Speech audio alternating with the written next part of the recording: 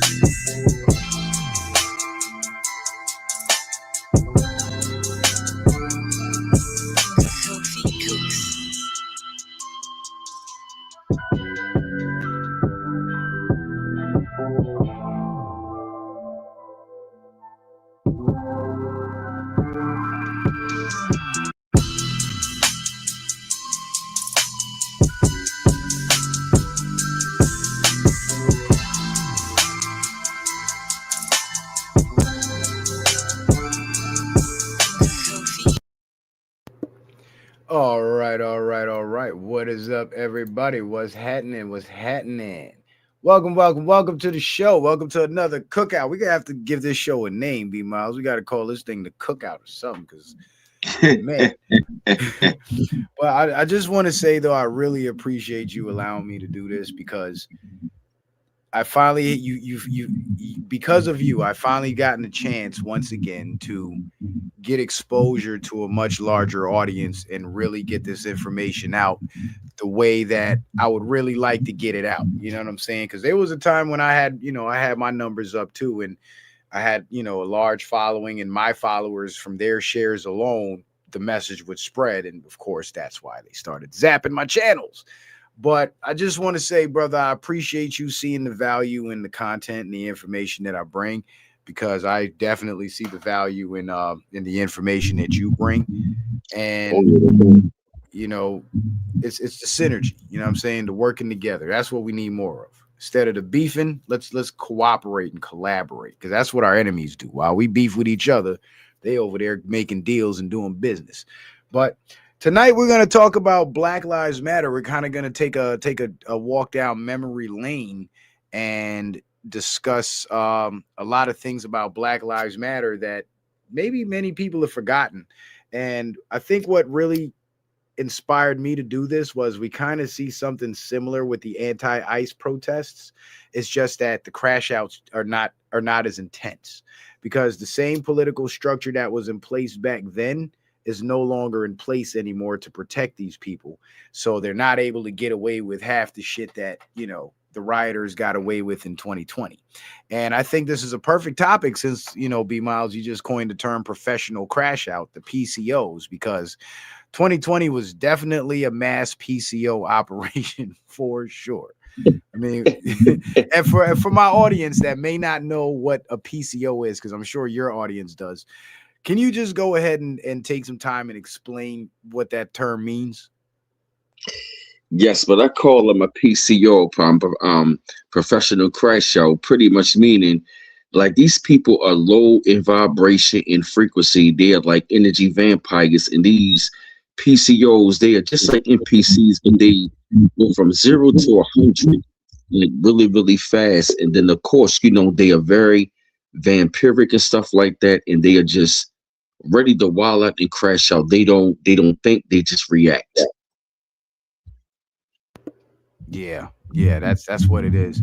They react, and they react based on the propaganda that's been fed to them and the false beliefs that they believe. Because I always say this, I say the reason why the establishment engages in mind control tactics is because as long as they get you to believe what it is they need you to believe, they'll always be able to get you to react the way they want you to react. Prime example, 2020, the pandemic. Before the pandemic, they were showing us all these quarantine movies and pandemic movies and zombie movies, right? And it was always the CDC and the medical people in charge trying to figure out what the sickness is and quarantining the whole world and all that. So we were, say again? The movie Contagion. Yep. And so the people have been mentally conditioned to believe that these types of events could actually happen. So when they start seeing it being broadcast on the fake news, their minds immediately go back to that imaginary world that was fed to them on TV.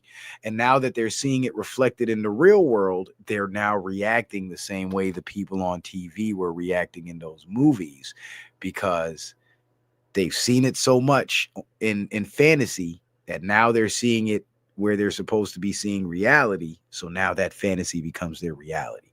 So they believe in the fantasy so much that when they hit them with the stimuli in reality, they react the same way as the people in the fantasy. Give up their rights for safety.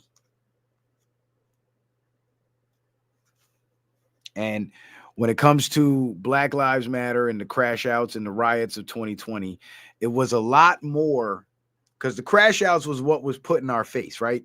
The burning down of buildings, the riots, the shootouts, the killings, all that stuff. That's what was put in front of our face. But there was a lot more going on behind the scenes that many people still aren't aware of.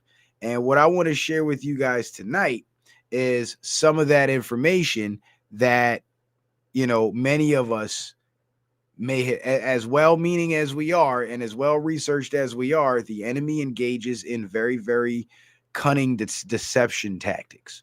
So because of these tactics, many of us have missed these other elements to the Black Lives Matter riots. So that's what I plan to, peel the curtain back on and show you guys just how big of a scheme it was.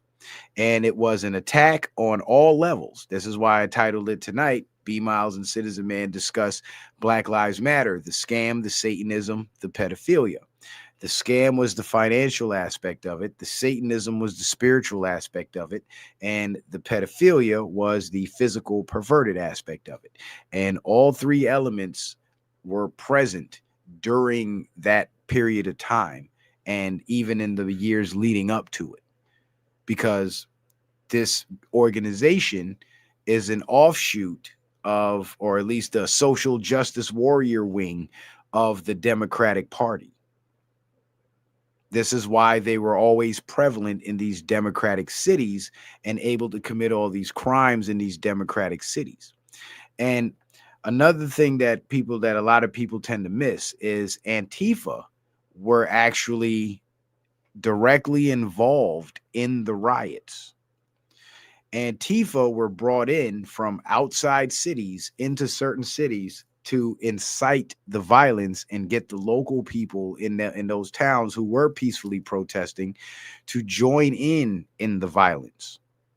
And there were a lot of people in these cities that were saying, hey, these people that are burning shit down in my town are not from my town. There were a lot of people saying that, including the mayor of Minneapolis. And of course, Minneapolis was where all of this started with the George Floyd incident. And he was the mayor before Jacob Fry took over, by the way. But we'll get into it. The Satanism, the scam, the Satanism, and the pedophilia. So what I would like to start with is the Satanism. So B Miles, do you have anything you would like to add, brother? Not at the moment. You can go in and cook, bro. All right. Well, shit, I guess you just enjoying the show too then, huh? Absolutely. Yep. Well, my friend, I'll tell you what, it will be my pleasure to keep you all entertained. Absolutely. I'm gonna chime in what is necessary. For sure. For sure. I'm gonna need that input. All right, so let's go ahead and do this. But before we get started, guys, and B Miles, I'm sorry I got to do this on your platform, but I do this every show. Go follow me over on Rumble, guys. YouTube censors me a lot, and I have a lot of content that's on Rumble that you won't find on YouTube. Rumble is absolutely free. It's just like YouTube, pretty much. And the link to my Rumble page is in the description box of every video on YouTube and as well as Rumble. So if you guys bounce over to the Citizen Man TV YouTube page and go to the description box, the first link you'll find in the description box is actually the Rumble link. And of course, I have the backup YouTube channel called Citizen Man. So I don't really have much content on that channel, but I'm probably going to have to start posting on there. And I've been saying that for years and I still haven't done it yet. So I need to stop lying to y'all. But I do keep that channel alive because if they zap Citizen Man TV, I'll still have a presence on YouTube and you guys can still come over and connect with me. Of course, it says 3 subscribers, but that was years ago. I think it's a few hundred now. And of course, last but not least, and this is not only for just Citizen Man, but this applies to B Miles too. If you guys, whether you're B Miles' audience or my audience, would like to support the show, and as independent content creators, we definitely need that support. You guys can support B Miles through the Cash App. His mods drop the links in the chat. You can support me through the Cash App, through PayPal or Venmo. My links are pinned to the top of my chat. So just keep that in mind. And remember, whenever you're if you're debating with yourself about whether you should donate to a truth teller on YouTube or not, just consider this. Fake news reporters on those big networks, they get paid millions of dollars a year to read you a script and lie to you. Millions of dollars. So for little guys like us, just basically digitally panhandling, but we're giving you such profound truths that it could change your life. I don't know. Maybe I'm just being selfish, but I think it's worth something. You know what I'm saying? I think it's worth something. And it also actually donating to your to your favorite YouTubers actually helps to attract more viewers. Because what happens is people would like browse through the channel or, you know, pop up on their timeline and they'll tune in. And a lot of times, and this has been psychologically proven, if they hear the content creator shouting out donations, they're more likely to stay. It piques their interest because their minds go to, well, if people are paying for this content, let me see what it's worth for myself. And they become more intrigued. So you have more of a chance of attracting more viewers. It's the weirdest thing, but that's just how it works. So shout out to everybody who have been supporting both me and B Miles. I really appreciate you guys. And I hope that that support continues. So let me just start you guys off with a history lesson. I don't know how many of you are aware, but it turns out that the Muppets actually hosted the very first Zoom call ever recorded on camera. How about that? Yeah, that's what that was. That was a Zoom call. Ain't that something? Ain't that something? But with Black Lives Matter, the social justice warrior offshoot of the Democratic Party, they are Satanists. So I'll start you off there. Remember, while the riots were going on in 2020, the Democratic Party was campaigning, right? And this was their campaign for the Democratic National Convention. It said D20, Democratic National Convention, Uniting America, right? I just want you guys to keep that in mind as I show you the next slide. What's up, everybody? I had to turn the camera back on. I think y'all like me better when I'm on camera, so shout out to everybody that's here. So I want you to pay attention to the symbolism, right? So here it says D20, right? That's just to the average eye, it's Democrats 20. But look at the way this star is pointing, and then the 2, and then the United States. I want you to focus on that because this is the D code right here. It's going to blow your mind. The star is the Baphomet, which represents death. The 2 is basically for the word TO, and there's America. So their D20 logo literally spells out in symbolism, death to America. And you know what happened? Joe Biden got elected, and America came very close to death, did it not? Life became unlivable for most productive, hardworking people. And not only did life become unlivable, but the cities that they lived in became overrun and overcrowded, and life changed for the worst. So they were telling us what their plan was the entire time. And funny enough, while they were displaying this as their national convention promo, Death to America, Black Lives Matter was running around doing satanic ritual seances and profiting off of dead men. You know what that's called? That's called a soul harvest. And it's one of the most satanic things you can do. It's actually the one thing that all Satanists at some point must engage in order to meet their god, Satan, to guarantee themselves a one-way ticket to hell. But before they get that ticket to hell, they get to live the high life here on earth. That's what they believe. And George Soros is another Satanist who is also one of probably the number one funder of the Democratic Party. And oddly enough, this is what he said back in September of 2014. I'm going to bring down the United States by funding black hate groups. We'll put them into a mental trap and make them blame white people. The black community is the easiest to manipulate. And this is why this immigration thing has become so important, because the immigration issue is actually uniting black and white America under that flag behind me right there. Facts.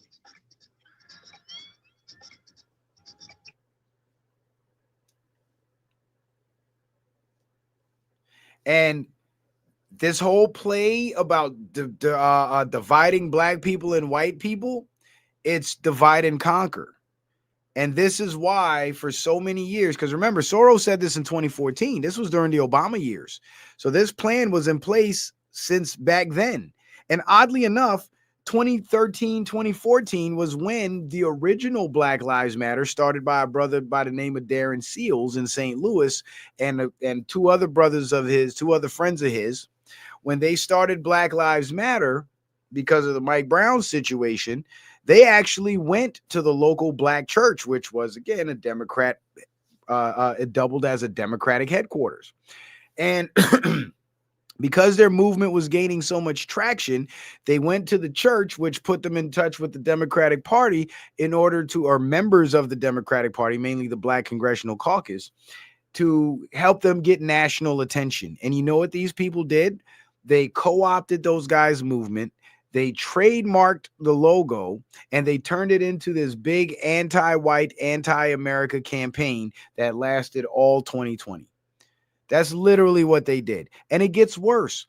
Darren Seals, when Black Lives Matter started going rainbow and all that shit, Darren Seals actually started going public online, exposing the fact that Black Lives Matter was stolen from him and the original creators, and it was turned into this cancerous movement of anti-white racism. He was basically displeased with the direction Black Lives Matter had gone. And wouldn't you know, he ended up being shot to death. One of the other brothers was found hanging in his backyard from a noose. And I think the other guy, I think he got shot and killed too. Or he was hung, or two of them was hung and one was shot, or two was shot and one was hung. I'm not sure how it went. And Black Lives Matter, again, tried to use that hanging to capitalize on it. But you know what happened instead? People started to figure out that it was the Democratic Party and Black Lives Matter that murdered this man, and they did it in such a way that it looked like racist white people did it, so they could blame the white people for hanging that man when it was them that hung that man. And they got away with it. The county coroner ruled it a suicide. They got away with it. So the Black Hate Group was created in 2014. And that Black Hate Group became the monster that we saw in 2020 under the leadership of this woman right here, Patrisse Cullors. Now, most of you are familiar with Patrisse Cullors, and you're also aware of the fact that she stole a lot of the Black Lives Matter donation money and bought herself $3 million plus mansions, not mansions, but $1 million houses in multi-million-dollar properties in California. And we really haven't heard much from her since. Well, ladies and gentlemen, that's because the military got her.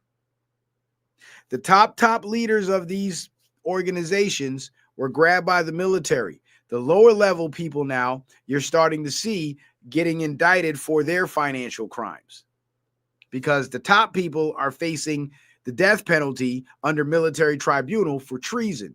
So they're telling on everybody else to get a break. So you see the top people disappear completely from society, and then you start to see the lower people right below them catch federal charges in civilian courts. And that's literally what just happened, because the Black Lives Matter chapter leader of Oklahoma City just got indicted a few days ago. I believe I reported on that article on Sunday night on my show. Either Sunday night or last Friday, I can't remember. But she just got indicted. Others have been indicted. But this is how it goes. And these people, they serve the political left, because the political left is the party of Satanism. And that's what unites them. That's why they all seem to be united with their drug addictions, their sexual perversions, their communistic ideologies. That's why they all unite under that. And I don't know if you guys noticed, but every liberal that's been put in a major position of power has been either accused of crimes, convicted of crimes, suspected of crimes, or is currently being investigated for crimes. And then it kind of makes you scratch your head and wonder, like, how can a political establishment allow so many dirtbags to slip through the cracks and get into these positions of power? Well, that would be the normal question for any normal person to ponder on. But when you start to see a pattern of this happening, that's when you got to realize that this is an agenda. And they're looking for these specific criminal minded, terroristic minded people to help carry out their agenda, because the agenda is evil and it's destructive to society, and they need people who are willing to carry it out regardless of the destruction it'll cause to society. In other words, they need people who are willing to sell out to make themselves rich at the expense of everybody else in their own country. Thus, where would you find these people? The criminal class. Remember, the criminal class consists of people who are willing to risk their own freedom for a payout. So don't you think they will sacrifice your freedom for a payout? So the criminal class, that's where you find the cheapest puppets and the cheapest slaves. And of course, among the criminal class, you have the Satanists, because a lot of their rituals are criminal, you know, like the child sacrifice. Yeah, that's kind of illegal. But I want you to pay attention to something on Patrisse Cullors' shirt. Excuse me. And what you're looking at on her shirt right there are the 3 stripes. Now ask yourself, if that's a logo for Black Lives Matter, what does 3 plain lines have to do with black people and their lives mattering? Well, the logical answer is absolutely nothing. It has nothing to do with that. But she's wearing that because she's sending a message. She's sending a message to her masters. And remember, George Soros was one of the biggest original funders of Black Lives Matter until they started extorting these corporations. And wait till I get to cooking on that. But part of the Satanism involves blood sacrifices. So every black man that was killed by the police that they profited off of, that was a blood sacrifice to them. Because you notice how Black Lives Matter paraded around as if they cared about the lives of black men, but never once did they ever address the issue of, listen, black man, this is what you don't do with the police for them to kill you. They never said that. They never said, listen, don't fight with the police because they're going to kill you. Never once was that uttered in the entire Black Lives Matter conversation.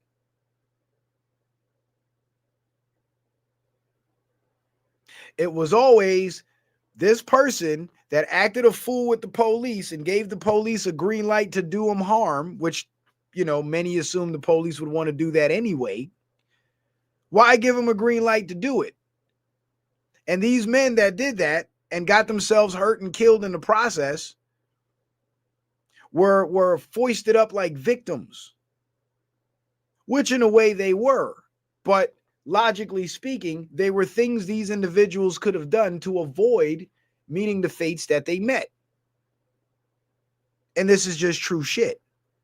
And if you really truly care about black people and black lives really do matter to you, why not advise these young people on what they need to do in order to preserve their black life? But never once did they say that. And in fact, what they did by foisting these guys up as just 100% victims with no responsibility to bear for what happened to them. Because remember, if George Floyd would have just let him put the cuffs on him and sat his ass in the police car, he would have never gotten a knee on his neck. And that's a fact. Granted, it should not have come to that because they already had him restrained and handcuffed. But at the same time, if he's refusing to get in the car, guess what? The police now have to use force to get him in the car. But if they intend on doing somebody harm, and this is just from the perspective that the George Floyd thing was all real, because I got other, you know, let's just go that route, right?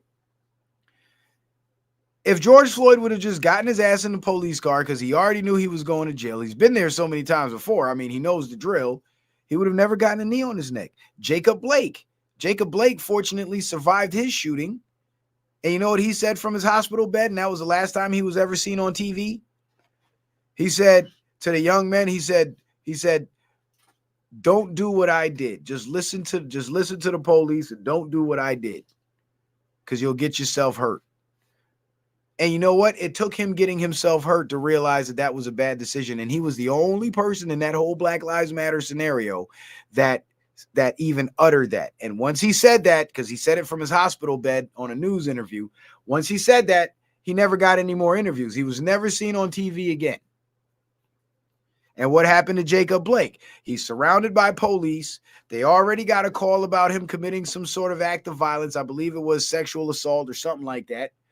And he starts getting aggressive with the police and reaches in his car, even though they told him not to. That's a bad idea. You're going to get yourself hurt. And anybody that encourages that kind of behavior, they do not have your best interest at heart. I'm sorry to say it, but they don't. Because if they had your best interest at heart, the first thing they would tell you is, hey, young man, don't do that in front of the police because they'll kill you. And I don't want to see you die. But when you're dealing with an organization that literally profits from Black men dying, it actually would serve them to get more Black men to sacrifice themselves so they can harvest more souls and acquire more wealth. Because every Black man that gets killed by the police, they get to have a riot, have a rally, collect donations, and get even richer. So, of course, they would encourage the foolishness. I mean, most of us in here, we're parents, right? And if there's, let's say, this larger kid in the neighborhood that's got a chip on his shoulder, and he goes around and all he does is just beats people up, would you encourage your kid to challenge that bully, or would you advise your kid to stay away from that bully?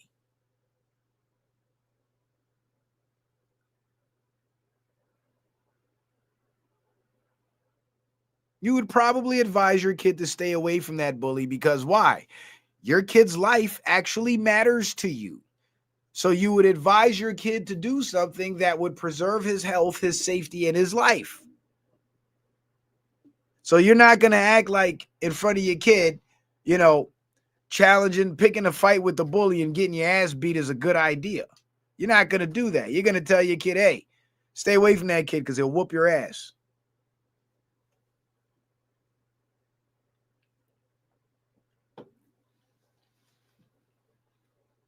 Because you actually care about your kid. But when you have an organization that, again, profits from people getting hurt, that can't ever be a part of the conversation, because that's antithetical goal. The goal is we need more souls. We need more Black men to fall victim to police violence so we can have more rallies and make more money. That's the agenda.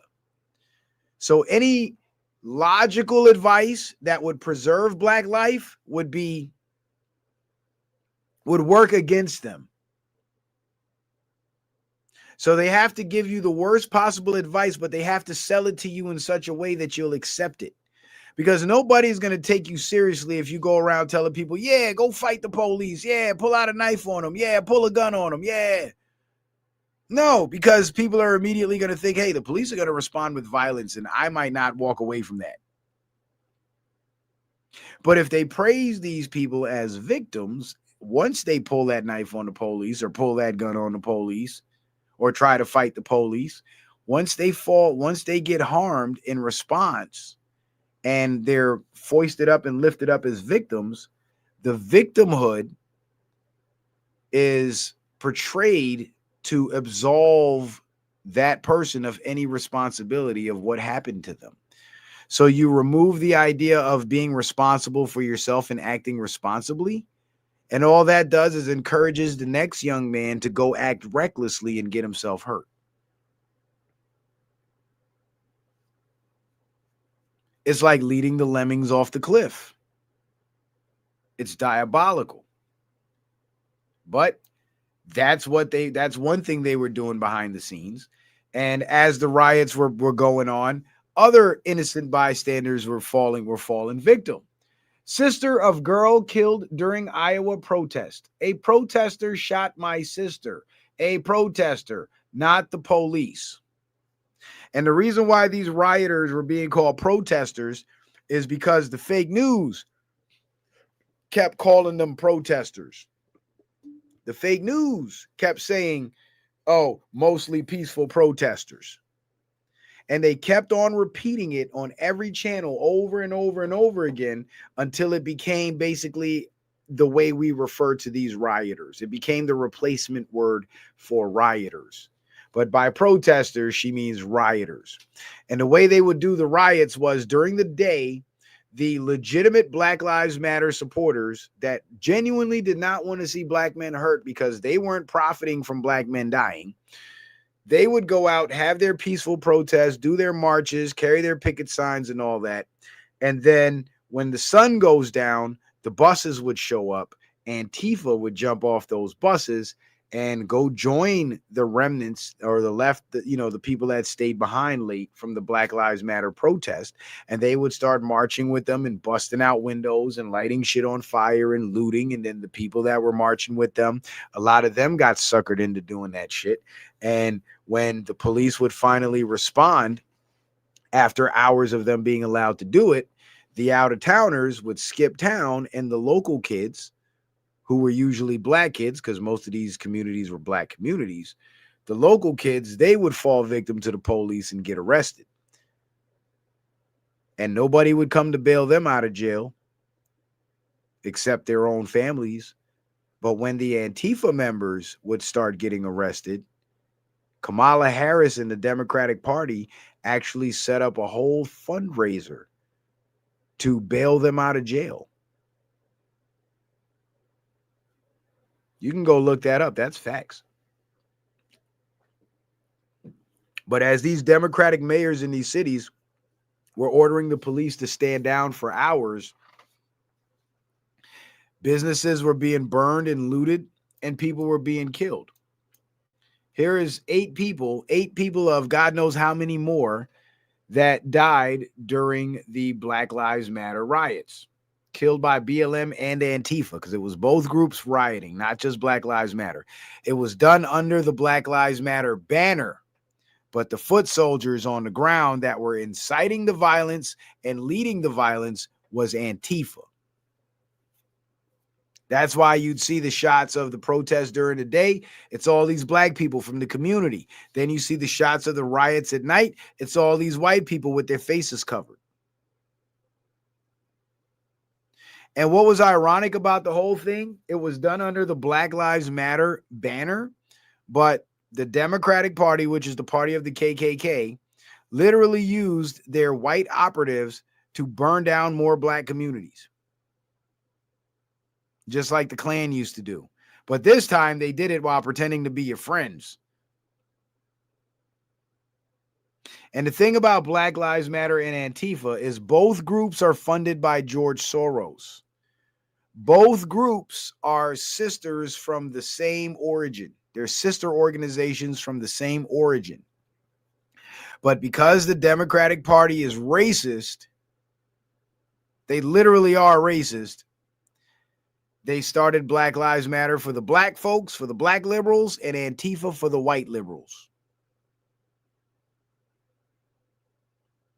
They're the party of segregation, and it's evident by the existence of Black Lives Matter and Antifa.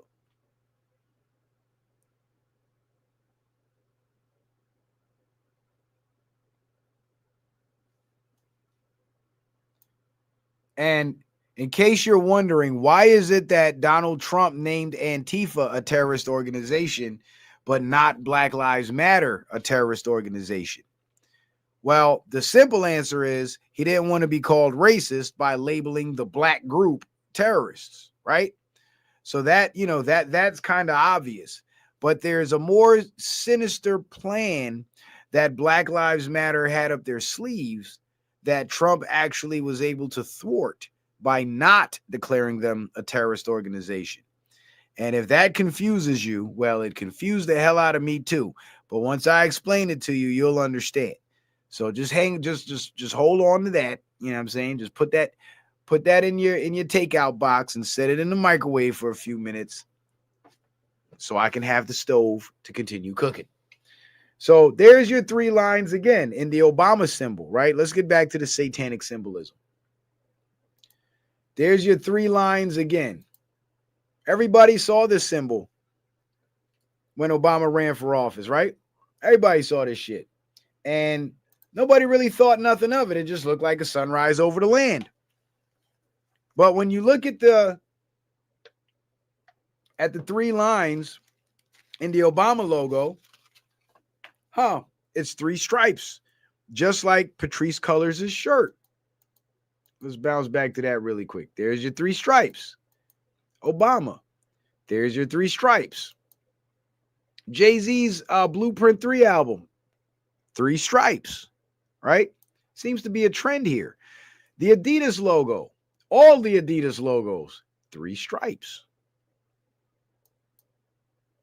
Gucci. 3 stripes. Louis Vuitton. Let me see. Let me go to my big gallery so I can zoom in on it so you guys can really, really see that thing. You see the LV, how the L and the V cross with the vertical of the L in the middle of the V? That's your 3 stripes. I hope you guys can see that.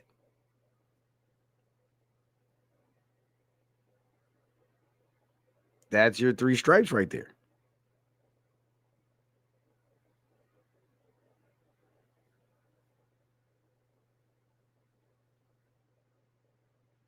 Oh, I'm still sharing the other gallery, so you guys didn't even get to see me zoom in on that thing. Damn it. All right, whatever. But you guys see it. Y'all can see it. Y'all can see it. Your 3 stripes. Balenciaga. Look at the B. 3 horizontal stripes, just like Jay-Z's album, but it's still just 3 stripes. And we all know Balenciaga is a satanic brand, right? Or we better know. Well, those 3 stripes actually represent the devil's trident. And what the devil's trident represents is simply the devil's tool. The trident is his weapon or tool of choice. So when you see these Satanists displaying the 3 stripes, what they're actually displaying in their logos and in their designs is they're signaling to other Satanists that they are tools of Satan as well. That's what the 3 stripes is about. The 3 stripes to a Satanist is like a crucifix to a Christian, right? From the time you see that cross, you know it's Christian territory. You know this is a Christian person. Well, for the Satanists, because most of us, I would assume, are not Satanists, so we wouldn't know too much about the satanic symbolism and how they communicate with one another. But the 3 stripes is how they signal to each other that they are Satanists, just like a Christian would signal to another Christian with the cross. They signal with the 3 stripes. And Adidas, the acronym is All Day I Dream About Sex, is what they say it is, right? But that's actually a little bit milquetoast for what it actually means. First of all, the guy's name was Adi and his last name was Das. So he put it together as Adidas. That's how you're supposed to say Adidas. But since it's become, gone international and become so commercialized, well, they had to throw the 3 stripes on it and make it satanic. And the acronym is actually All Day I Dream About Satan. Not sex. It's I dream about Satan. It's a little bit worse, right? A little worse. But that's what the 3 stripe symbolism represents. It represents them telling other Satanists that, hey, I am a tool for the devil. And this is what I was referencing when I was telling you guys about the flat earth on the first collab that we did, where I talked about how understanding the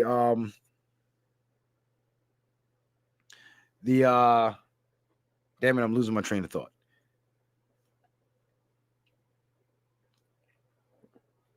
Shit. I'm losing my train of thought. Oh, understanding the games that they play in order to get you to wear and sport and display these satanic symbols by putting it in your putting it in your clothing logos, and just everyday things that you won't think twice about. But once you don these brands, you are actually wearing the brand of the tools of Satan. So Black Lives Matter was big into the Satanism with the soul harvesting, their connections to the Democratic Party, their religious connections to the Democratic Party, and of course, the symbolism that they displayed kind of confirmed that. And the fact that it was an organization built to profit off death, I mean, kind of goes without saying. But here is where it gets even more interesting, because this gets into the p-phelia aspect of Black Lives Matter. Now, what this guy with the cigarette in his hand is pointing at right here is this was a very large Black Lives Matter mural that was painted in front of, I believe it was the Michigan State Capitol or the Wisconsin State Capitol. One of the two. But Will Johnson did a report on it. If you guys aren't familiar with Will Johnson, he's another prominent Black conservative commentator. And what this guy with the cigarette was pointing at was one of the lines, like one of the edges on the Black Lives Matter mural that they painted in the street. And he's pointing to these spiral triangles. Does anybody know what the spiral triangle represents?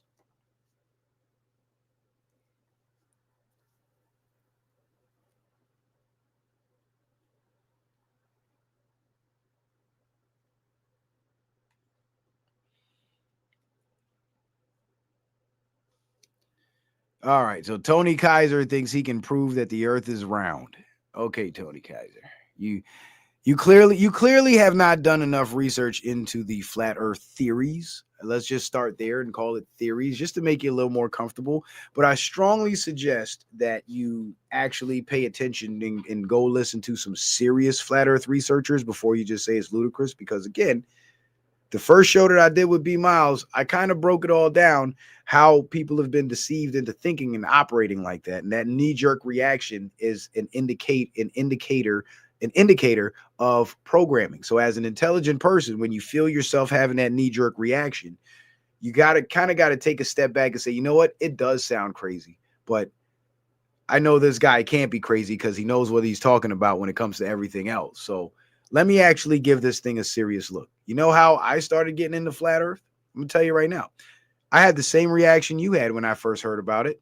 And my intention in researching it was to actually find the holes in it and debunk it. And I ended up finding all the holes in the globe. And I kind of been stuck there ever since, because I can't go back to the lie once the lie has been proven to be a lie. You know what I mean? But, you're free to believe what you want. Just, tonight ain't about that. So we don't have to do that. But yes, that spiral triangle is yes, I was asking you guys in B Miles chat too. I'm on the channel. You can hear me, right? I'm broadcasting. I hope I am. But yeah, it's a pedophile symbol. So they were openly broadcasting publicly in their public mural that they were basically in support of pedophilia. So aside from the 3-stripe logo showing that, symbolizing that they're tools of Satan, they're also using the pedophile logo, which shows that they engage in some of the worst satanic acts that you can think of.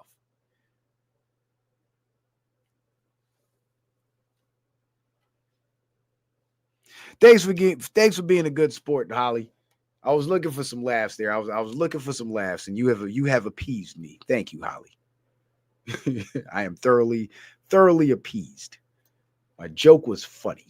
Somebody thought it was funny. And so the spiral triangle, for those of you who may not know, it actually is, in fact, a pedophile symbol. And here it is featured in a Daily Mail article. And that Daily Mail article actually discusses an FBI decode page that shows all the pedophile symbols and the pedophile codes. And the code words, yeah, Pizzagate. Pizza is a big pedophile code word. And if you go back through the video archives, you'll hear a lot of these Hollywood celebrities, many of the same ones that were praising and supporting Black Lives Matter, in fact, making off the cuff weird comments about pizza. But to those of you who may think that's diabolical enough, it gets worse, because if you look at the image on the left, yes, it says sheriff. And that is an LA County Sheriff's badge. You know, the police, you know, the people that are supposed to rescue the kids from the pedophiles. But look what's on the badge. Look at the triangle. It's the same symbol on the badge.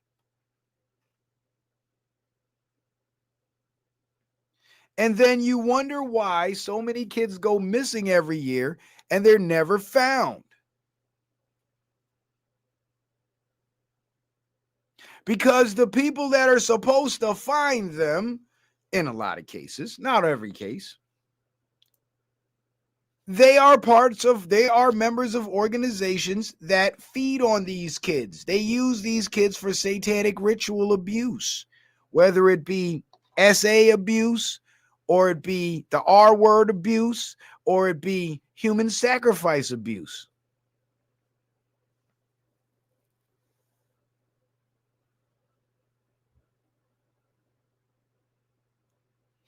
And if the county sheriff's badge bears that symbol, now let me say this. It's not reflective of every deputy in the LA County Sheriff's Office, but the people in charge who actually approved this design, those are the ones you got to look at with the side eye. But of course, when there's corruption at the top, it trickles down to the bottom. Because if you have a corrupt sheriff in office, he's going to hire corrupt deputies. Because he doesn't want deputies that are honest and are going to tell the truth, because they're going to tell on him. And that could cause him a huge problem. So to avoid that problem, he'll hire people just like himself.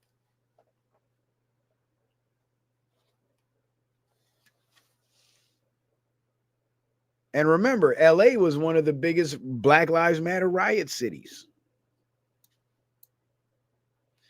The celebrities that supported Black Lives Matter, many of them pedophiles. Here's a picture of LeBron James with his daughter. That's his daughter. You know, daddy and daughter, beautiful smiles. You know, I remember when my daughter was that age. But look where her hand is. And he's just allowing it.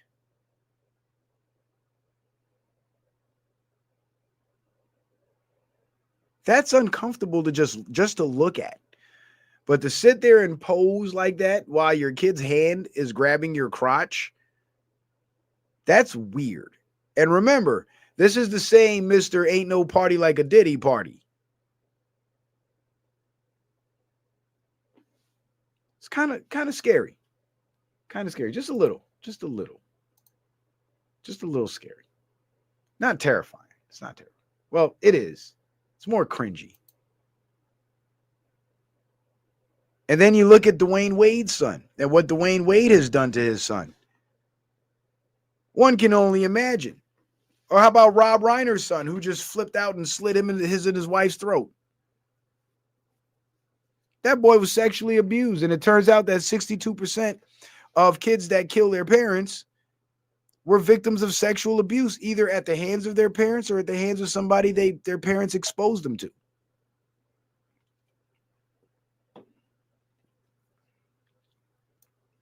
This is why I never liked LeBron James. And of course, Black Lives Matter teamed up with the Rainbow Gang. Now, being gay is one thing, and there's plenty of gay people out there that are normal functioning adults. They just happen to be, you know, a little sexually confused, right? And they like the same sex or whatever, not attracted to the opposite sex, whatever, right? But they don't make it public information. It's not a part of their identity.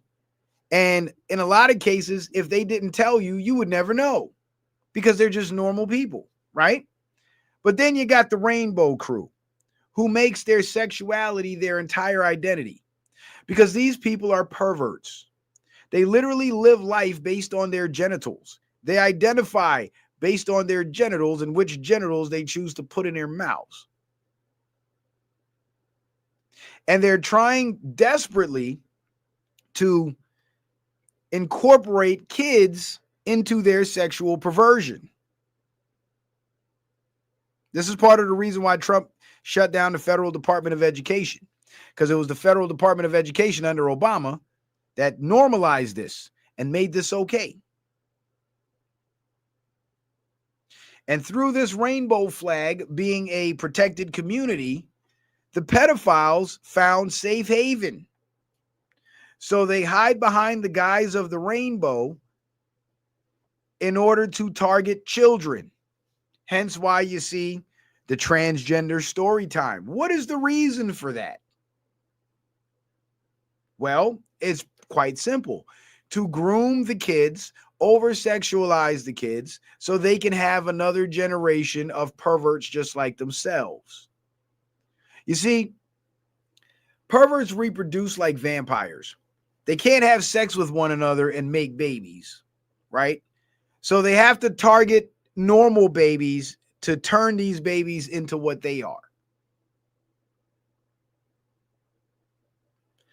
And I used to have a running joke that it's kind of funny if you're into dark humor, but it's not really that funny. I say vampires will bite you on the neck. The LGBT bite you on the dick.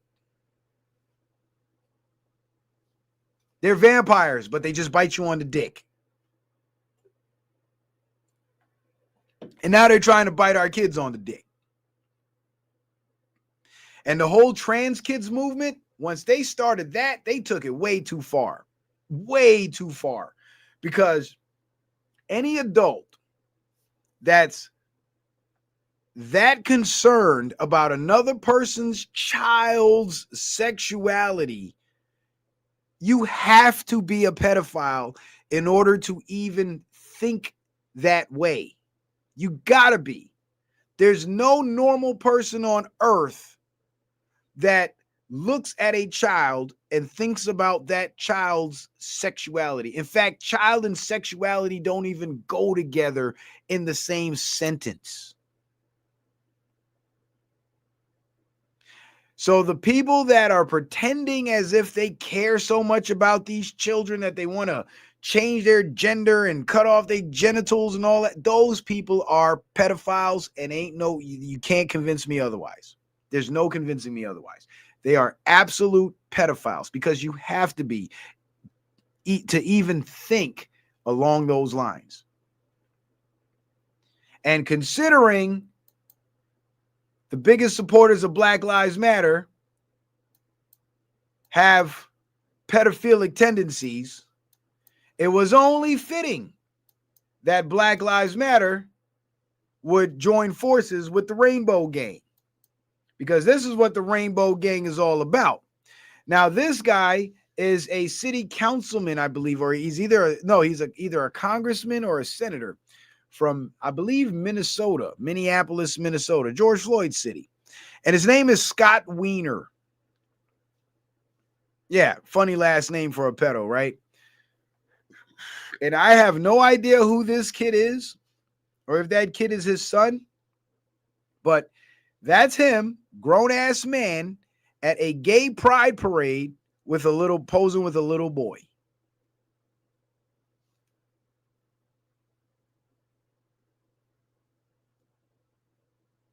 And again, Scott Wiener was one of the big Democrats supporting Black Lives Matter.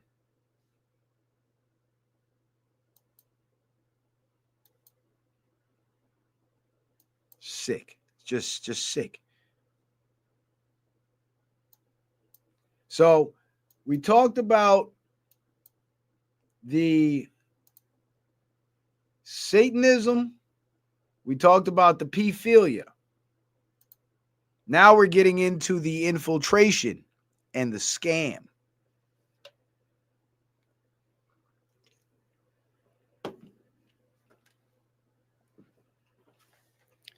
Saint Remy LeBlue says, "My bad, bro. It's not funny, but I like dark humor." Thank you. At least somebody likes my dark humor. Vampires bite you on the dick, because that's what the LGBT vampires. That's what they do.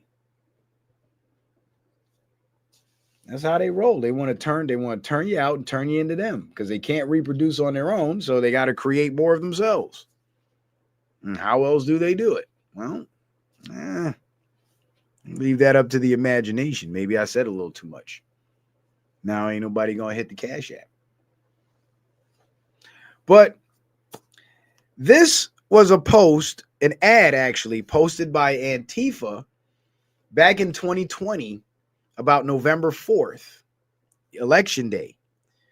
But because they were able to steal the election on election day, they decided to implement this very same plan on January 6th. That's why you see the edit there from November 4th to January 6th in the first line.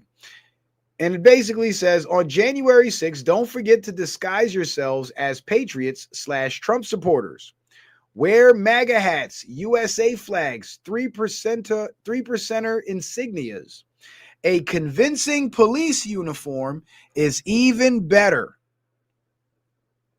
And this is your receipt for when I said January 6th was a combination of the Capitol Police, Antifa, Black Lives Matter, and the FBI collaborating with each other to pose as Trump supporters to stage that riot. And I saw the Antifas putting on the police uniforms in like a dugout down there in D.C. near the Capitol. And this is why the Capitol Police Chief on January 7th, the day after, January 7th, 2021, this is why he submitted his resignation, because he was afraid of this getting out to the public and him being held accountable. So he quit his job. But they allowed Antifa to infiltrate their police force and use police weapons against innocent Trump supporters. Tear gas, a lot of which I was subjected to. And they also were flashing tasers at people, pulling guns on people, all kinds of wild shit. Those weren't cops. That was Antifa. And if you don't believe that they actually carried this out, I saw this guy when I was there at the Capitol on January 6th. I saw him. And this is a known Antifa member who was paid $70,000 for his video of January 6, 2021 Capitol riot.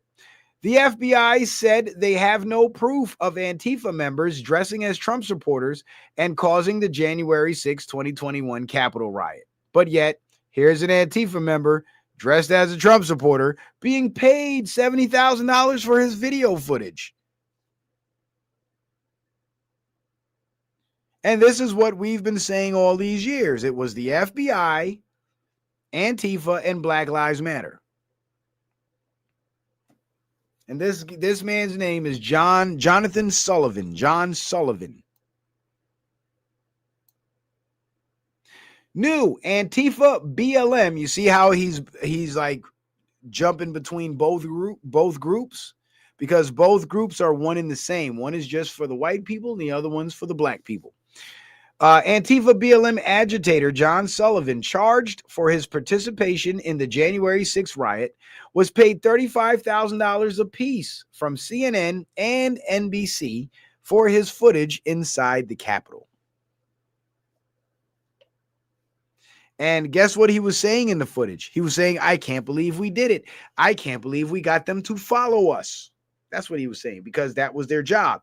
Cause the riot, break into the building, get Trump supporters to follow you so all the Trump supporters get arrested. And the only reason why he got arrested is because of what he was saying on that video. They had to silence him and put him away. But had he not told on himself in that video, they would have let him slide. Meanwhile, the other January 6th protesters that were let into the Capitol by the Capitol Police, they sat in jail from 2021 all the way to 2025 when Trump just pardoned everybody. It's a sick world we live in. And here's Keith Ellison. He was the Attorney General of Minnesota back in 2020. The Attorney General, top prosecutor, mind you. And big Black Lives Matter proponent And there he is holding up an Antifa pamphlet because he is an active member of Antifa. And his son, Keith Ellison's son, a Minneapolis council member, pledges support for Antifa. June 2nd, 2020. And I forgot his name. Yeah, his name is Jeremiah Ellison.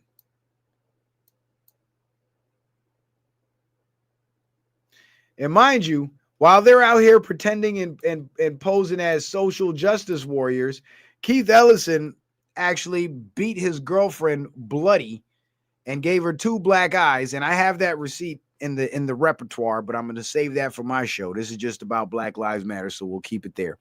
But you can't talk about Black Lives Matter without talking about Antifa, because they're both one and the same, and both groups carried out the riots together. But they did it under the Black Lives Matter banner. Now, this is what I was talking about, where the black kids were being suckered into doing dumb shit. 3 protesters tracked officers to their homes, torched their police cars, authorities said. And they all got arrested. And I'm pretty sure they were not the only ones that were tracking those police cars to their homes. And the cops, they were being ordered to stand down, but they were still making arrests. They were making arrests of the worst of the worst, the most violent, the most dangerous, and the most obvious, the ones they couldn't turn a blind eye to. But anything they could possibly turn a blind eye to, they turned a blind eye to. Because I'm pretty sure when these 3 were burning down businesses in the town, those same cops didn't do shit. But when those cops became targets, then they want to do something.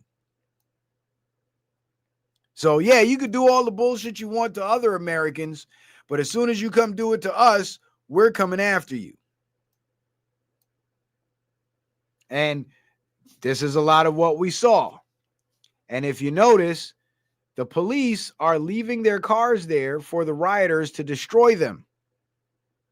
Because a lot of these cities, these democratic cities, they were having budget shortfalls because of all the bad economic policies driving all the money out of town. And their police departments were, their vehicles were getting old and needing to be replaced. So what better way to get new vehicles than to allow rioters to destroy those vehicles so you can file insurance claims? So even the police were running insurance scams. Ain't that something? Ain't that something? But the thing that broke my heart the most was when I saw so many Black Americans falling for the fake narrative that America is bad for Black people when this is their country. And there was a lot of this going on.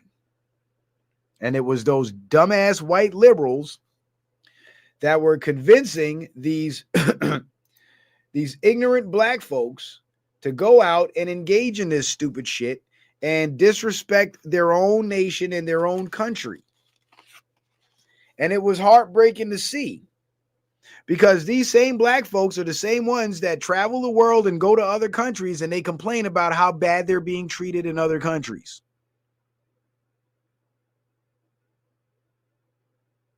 They complain about how the tourism industry in the Caribbean caters to the white tourists more than the Black tourists. So obviously there's not very many places in the world Black Americans can go and make a home and feel comfortable. And that's because America is their home. But because of this liberal propaganda, they were actually brainwashed and conned into shitting on their own country. And as much as I have my disagreements with Tariq Nasheed and the FBA thing and his definition of the FBA thing, I have to say that I gotta respect FBA, because through the FBA movement, although it was a ploy to try to get Black people to reconnect back to Africa and play the back to Africa game, what it actually did is it got Black Americans to actually appreciate and connect with America. And now, excuse me, And now I see more and more Black Americans embracing their Americanism rather than pissing on it like so many foolish Black folks were doing back in 2020 at the behest of the satanic, pedophilic, George Soros ran Democratic Party.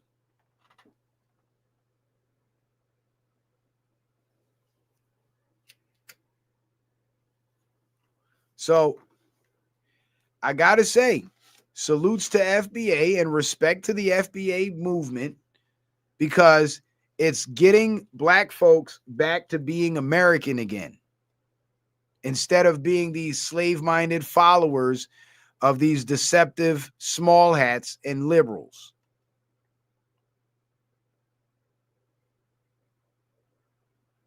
So I got to give respect where it's due.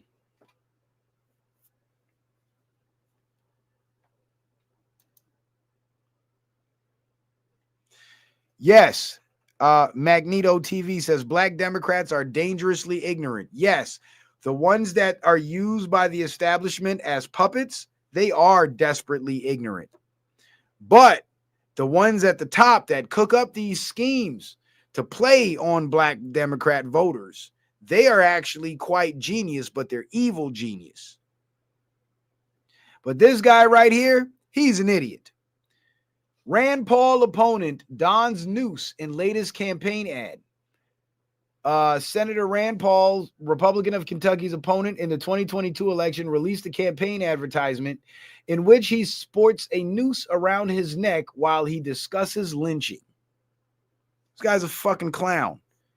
Mind you, isn't this man the same member of the political party that helped steal the election for Joe Biden, whose mentor was a Ku Klux Klan grand wizard? Joe Biden, who was the author of the crime bill that locked up so many Black men and destroyed so many Black families.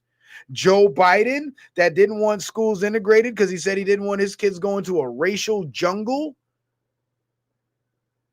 But now he's got the nerve to the Joe Biden that said, if you don't vote for me, you ain't Black. But now this dumbass has got the nerve to put a noose around his neck like the white man is after him because he's running against a Republican. It's idiotic shit. It's that idiotic racist shit. And a lot of those Black Americans that were participating in the Black Lives Matter shenanigans and burning the American flag and pissing on America, they had nooses around their brains because they couldn't see past the skin color. They couldn't see past the Black versus white. They couldn't see past, recent history and Barack Obama.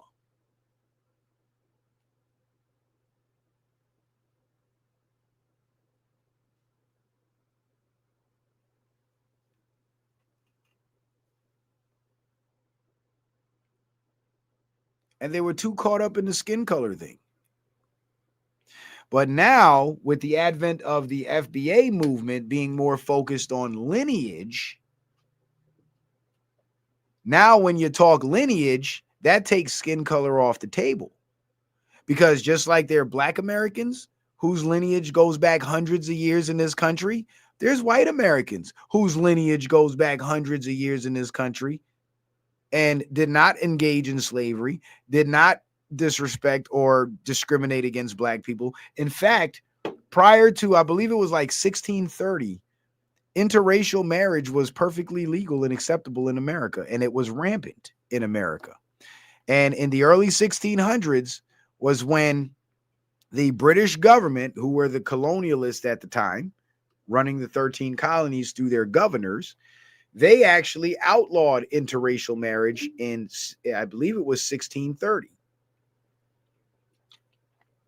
And interracial marriage did not get reinstituted as a legal institution for another 330 years. It wasn't until the 1950s or 60s that interracial marriage became legalized through the Supreme Court in the Loving case. Or was it the 40s? But it was the 20th century. And it was the Democrats that were enslaving people, the liberals. It was the Democrats that were pushing for segregation. Those were all Democratic institutions.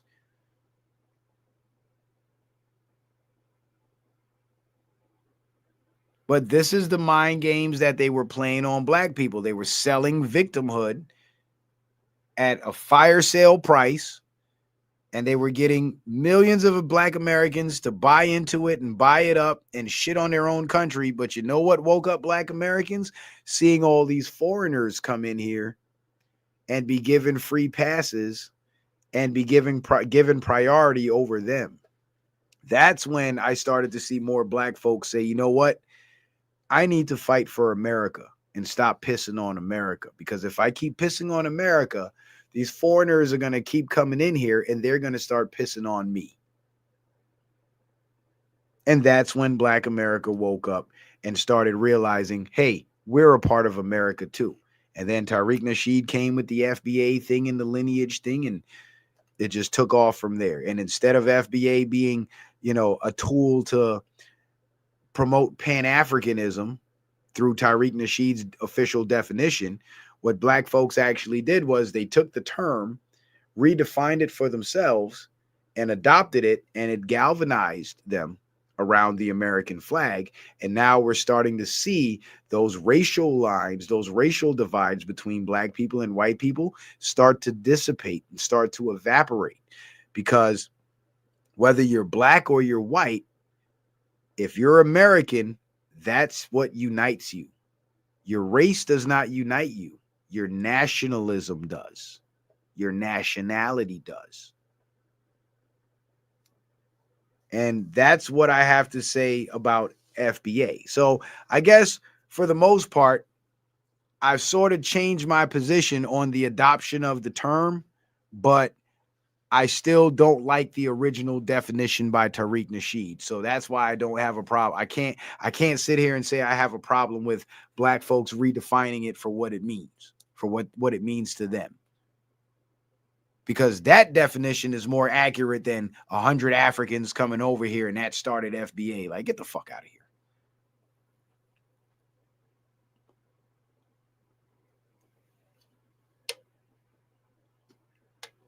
But this is a sick mind game that they're playing.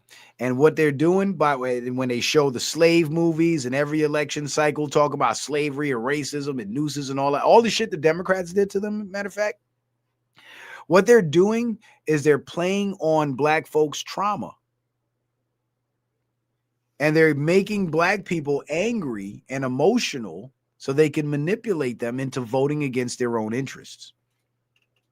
Because remember, it was the racism narrative that they used to stop Trump building the border wall in 2018. It was the racism narrative that they used to advocate, to get Americans to advocate for their borders being open. It was the racism narrative, remember? But now that the race conversation is shifting into a lineage conversation, that strips away the power of division. Now, black folks and white folks have common ground and they can talk about America and what's best for America, not what's best for black people or what's best for white people, because what's best for both groups is what's best for America, because black people and white people were the original Americans. And by black people, I mean indigenous, Native American Indians. Yes, the black people are the Indians. That's why they were reclassified and recategorized so many times. Because the government has already made concessions to Native American tribes. And if black people wake up and realize their Native American heritage and find their Native American, indigenous American tribes, they'll then be entitled to all of those concessions that the government has made to the $5 Indians. And there's way more black folks than those $5 Indians.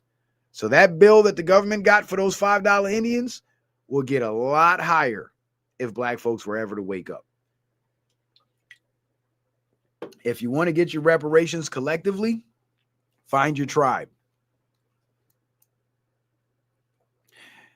And of course, you had the media. So you had the politicians and the talking heads pushing the racial narrative, and then you had the media supporting the violence. Is that Andrew? No, that's Chris Cuomo, Andrew Cuomo's brother. Chris Cuomo says Show me where it says protesters have to be polite and peaceful. But he forgot the Constitution. Because doesn't the First Amendment of the Constitution say you have a right to peaceably assemble to seek redress for your grievance? Peaceably, Chris Cuomo, peaceably. That's where the Constitution says protesters have to be polite and peaceful. That one word, peaceably. You piece of shit.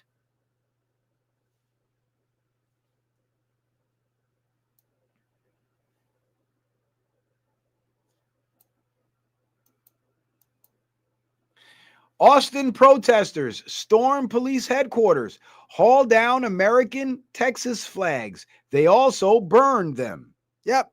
A lot of that anti-American shit, because this whole operation was ran by foreign infiltrators, George Soros, and black people were used as basically the figureheads to spearhead this anti-American campaign.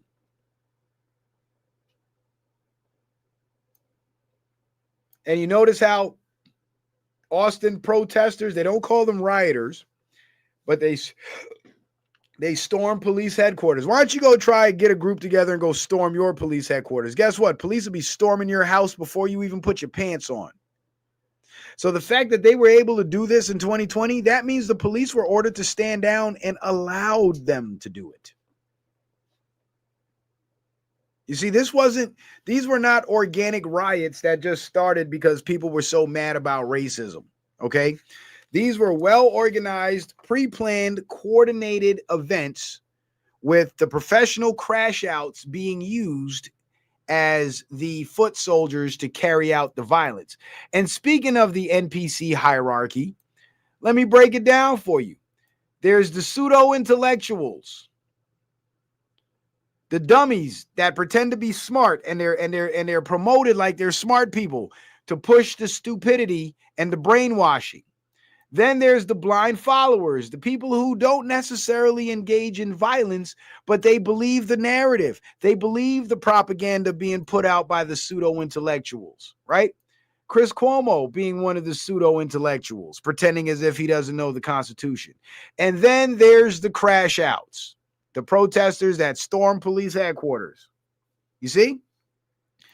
So you got the pseudo-intellectuals, you got the blind followers, and then, of course, you got the crash dummies.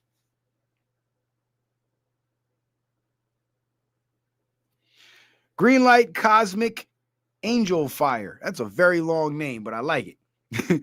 Says, Citizen Man, are you not Caribbean? And if so, you are indigenous as well. Yeah, politically I'm Caribbean because I'm from Guyana. I was born in Guyana, South America. So geographically, Guyana is a part of South America, but politically it's considered part of the Caribbean, because it's the only English-speaking country in South America.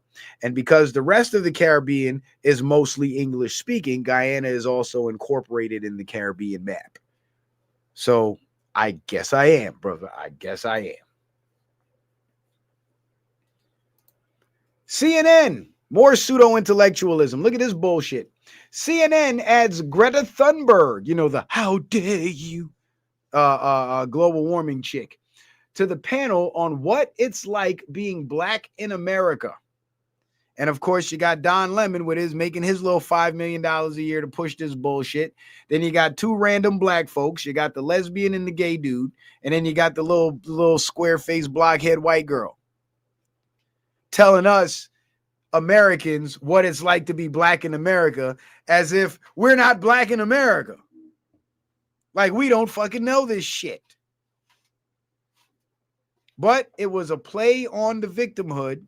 And every time they talk about how hard it is and how bad it is to be black in America, they always sell it as if it's white people that's making it hard for black people in America. But if you go ask the average black person in America, who's giving them the most trouble in getting ahead and who's giving them the most help to get ahead, it's actually the other way around. Most black folks would say, hey, it's been black people pulling me down and holding me back. And it's been white people that have been giving me opportunities. That's the story for most black Americans.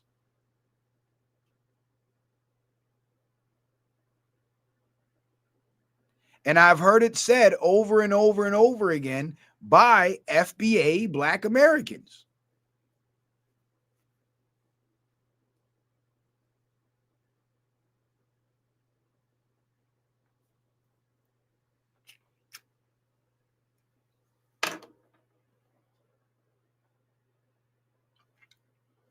But again, all this was a play on victimhood, a play on emotions. Look at this bullshit. New York City, remember when Bill de Blasio was the mayor of New York City back in 2020? June 12, 2020. New York City First Lady Charlene McRae says it would be utopia for NYC to have no cops while she gets to live in her mansion behind her iron gate. Everybody else in New York City got to walk the streets with them goddamn criminals. That's utopia. And you see the irony here? You got this black woman being used to push Black Lives Matter, but she's married to the white man. And you see this a lot in Democratic circles where they push these black women to do this bullshit. Like Kamala Harris, for example, married to a white man. A small hat at that. Or how about Ketanji Brown Jackson, the black woman that the Biden administration, the Biden auto pen, appointed to the Supreme Court. She's married to a white man. Because they don't want black families. They're just selling out and being used as puppets and allowing the political structure to remain intact in order for them to maintain their position. They don't care about the people. They're just there to collect a paycheck. And they don't care how goofy and ironic it looks. They're just there to collect a check. So they're going to say whatever needs to be said. They're going to do whatever needs to be done in order to get that money. And tune into my show Sunday night at 10:30 p.m. I got a video clip of Brandon Johnson playing the word games with the illegal aliens, and he exposed the whole play in that one little 30-second clip. And boy, I can't wait to show it. I'm almost tempted to show it to you tonight, but we ain't talking about that. Convicted terrorist Susan Rosenberg raising funds for Marxist Black Lives Matter. You see that? Small hat. Funding Black Lives Matter. George Soros funding Black Lives Matter. This is who's calling the shots. So they're preaching to you about racism and how racist America is. But then when you look at the people behind the curtain pulling the strings, they're the very same racists that they're telling black people to be afraid of.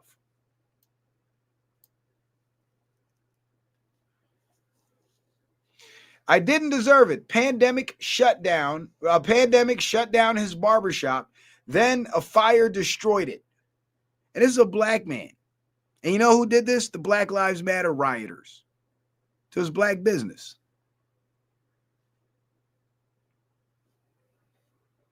And there's a lot of black business people that suffered the same fate because it wasn't about Black Lives Matter.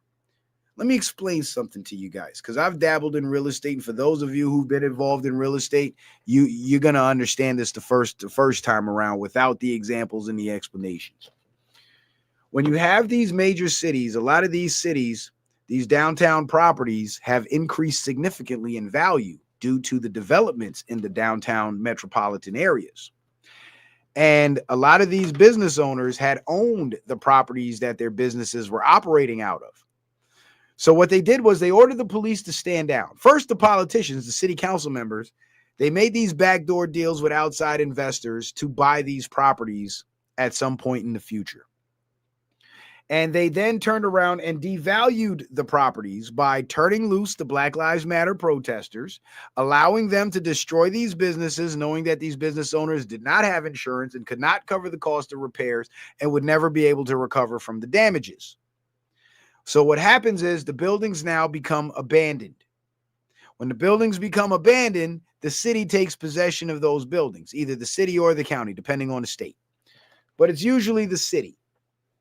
When the city takes possession of these properties, the city can now turn around and sell these properties to investors for very, very cheap, but still high enough to make a profit for themselves. And that was the play in allowing the small businesses to be destroyed. Now, when it came to the big major corporations like Walmart and Target and all those places, it was a whole different play. So for the little people, it was basically to destroy their property so the city can steal it out from under them. Put them in a position where they couldn't continue to operate in their properties, and they would have to forfeit their properties into the possession of the city. With the big corporations, it was a lot more at play.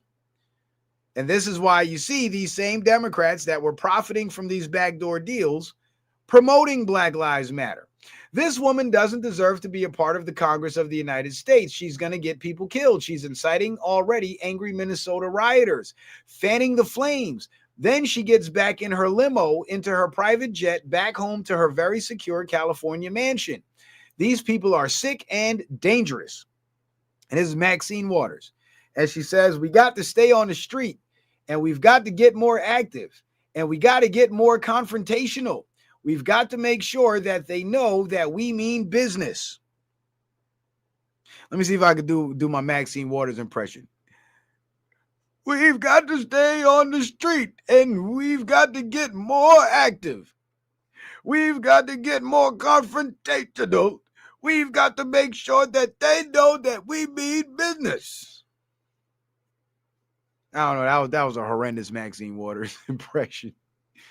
But it's funny when you listen to her talk, she sounds like she's inhaling as she's speaking instead of like exhaling like a normal person would talk. It sounds like her vocal cords are working in reverse. It's the weirdest shit.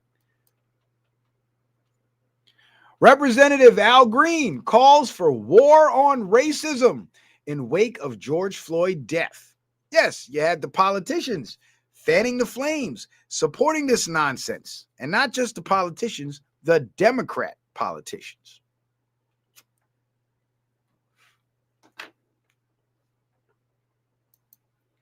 And they all should hang for treason.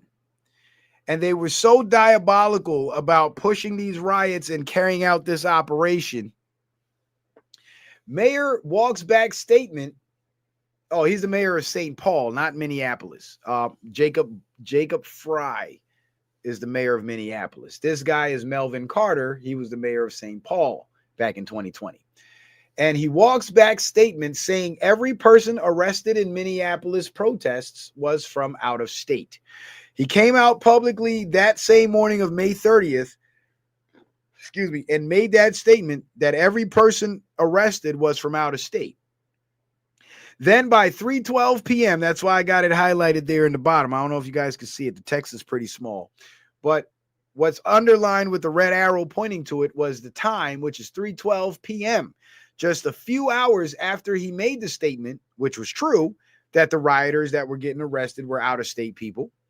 He walked it back because he was threatened and he was forced to walk it back. That's why, because you can't let that get out to the public. No, people need to be made to believe that these riots are grassroots and organic, starting in these towns, and it's the people of these towns doing it when in fact it was out-of-towners. Melvin Carter, the mayor of St. Paul, Minnesota, on Saturday said he was wrong when he declared that every person arrested in violent Minneapolis protests was from out of state. But the thing is, he wasn't wrong. He was not wrong. Shout out to Marion over at B Miles chat. Says, nah, that was pretty good, sir. Appreciate you, Marion. And why do we only have 59 people over on B Miles' channel? What is going on? Normally we top out over 100. What's going on? I hope YouTube ain't putting the brakes on my brother because his upload's been doing numbers. I hope to God. Now, here is the Black Lives Matter Patrice Cullors lady again, the one I showed you earlier with the satanic logo. Capitalism doesn't love black people, she says. And then the New York Post reports, Marxist BLM leader buys $1.4 million home in ritzy LA enclave. Well, it sure seems like capitalism loved her. So is she not black?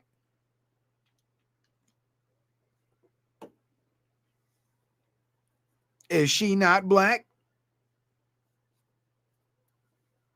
But you see, again, the pseudo-intellectuals pushing the propaganda. She doesn't mean a damn word of anything she's saying. But the reason why she's trying to talk black people out of embracing true capitalism, not the corporatism where there's corporate monopolies like we have in America today, but I mean true Main Street commerce. The reason why she's trying to talk black folks out of engaging in commerce is in order to keep them impoverished. Because if black people stay poor, they'll stay angry. And if they stay angry, they're much easier to control because all we have to do is tell them it's the white man's fault that you're poor. And then boom, they'll go out and start a race war and destabilize the country.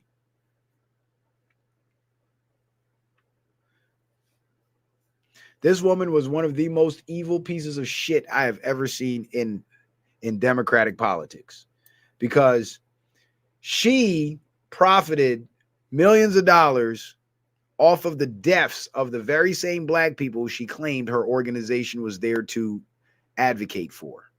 It's diabolical. There's no other word for it, just straight diabolical. White liberal governors are letting their states burn by looters. Ours is giving its citizens permission to stop it cold. Go, Ron, go.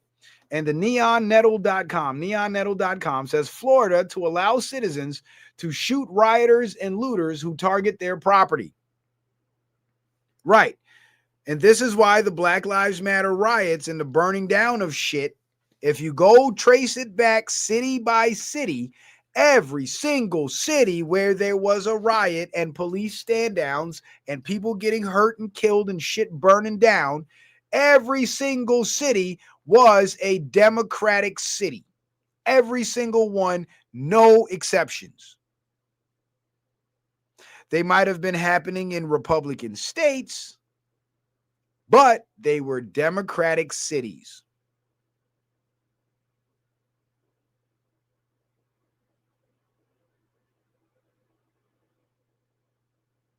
Not to mention, the politicians, while they were telling everybody else to wear masks and stay home and social distance. Remember, this was 2020, the height of the pandemic. At the same time they were telling us to do all of that, they were advocating for these rioters to gather in large crowds and go terrorize the city streets. And the riots alone should have been enough to let you know the whole COVID narrative was garbage. It was a lie. Because if there really was a deadly pandemic going around, the last thing these politicians would be doing would be advocating for people to go out and gather in large crowds. But they did. And now, ladies and gentlemen, let me give you a drum roll really quick without tearing up my desk. Time to get to the corporate scam. Now, what we saw during the Black Lives Matter riots were a lot of businesses being burnt down, small businesses and big businesses alike, right? Oh shit, B Miles, did I lose you? Damn, how long you been gone from the show, bro? Damn, you was gone this whole time? Damn, my bad, homie.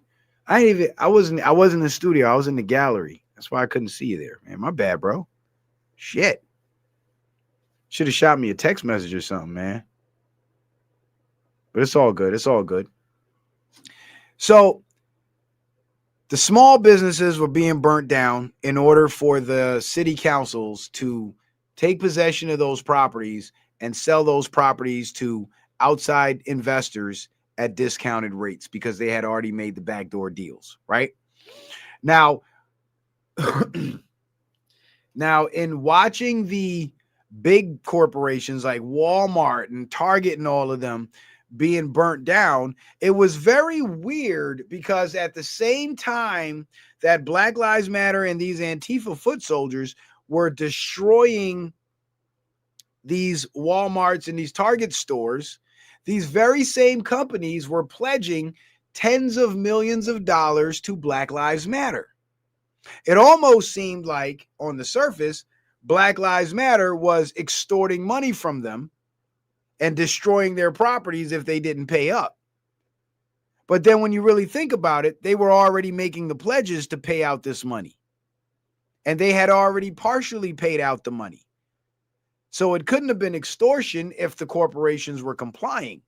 So what was the driving force behind these corporations continuing to fund the very same organizations that were destroying their stores, right? Well, let me explain. It was, oh shit, I'm back in the studio. Let me get back to the gallery. Is looting covered by insurance? That's the magic word. Depends on the business. And this article talks about how the big corporations had insurance, so they were able to cover the damages, but the small businesses didn't have adequate insurance, if any at all. Thus, they lost their properties.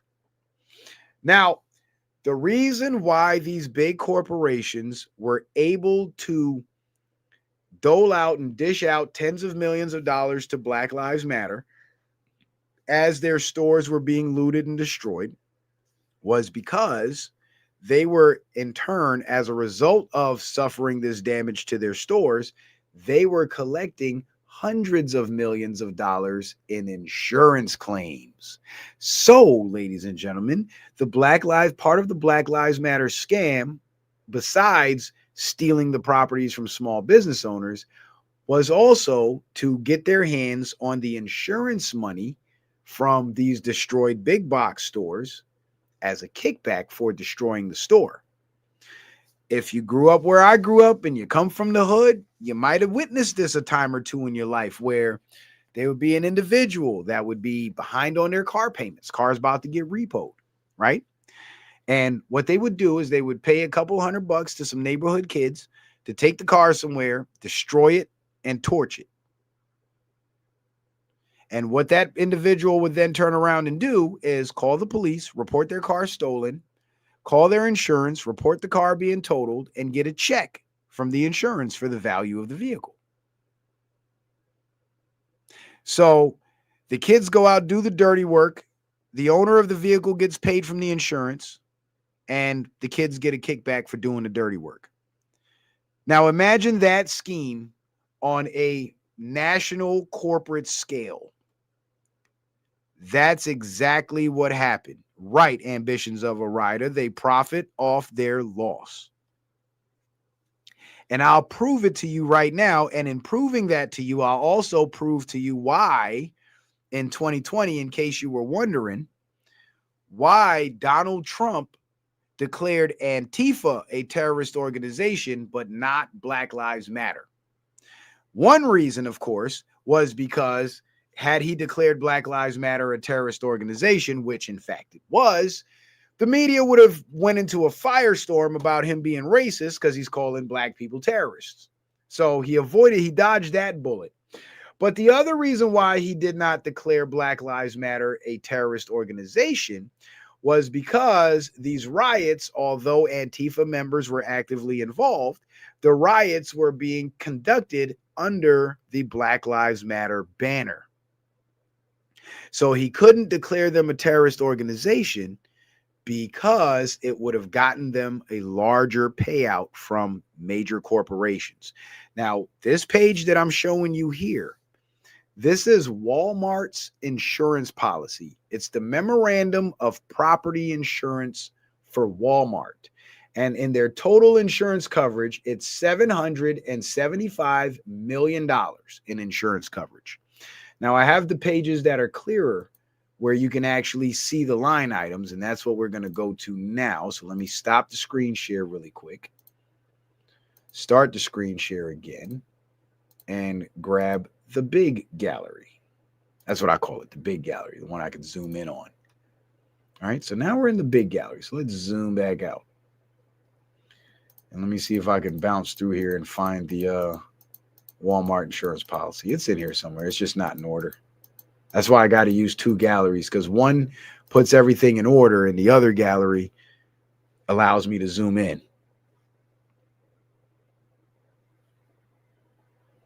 All right, so check this shit out. Dang it. I thought the pages would be closer together. Guess I thought wrong. Okay, here we go. All right, these two are close together. That's good. That's what we need. All right, so check this out.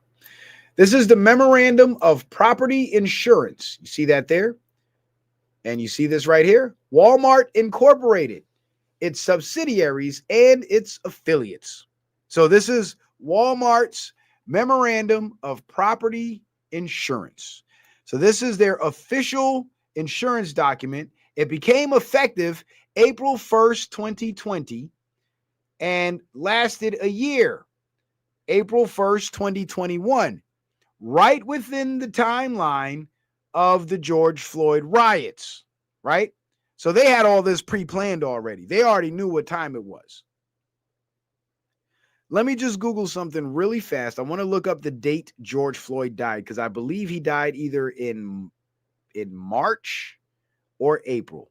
Let me see.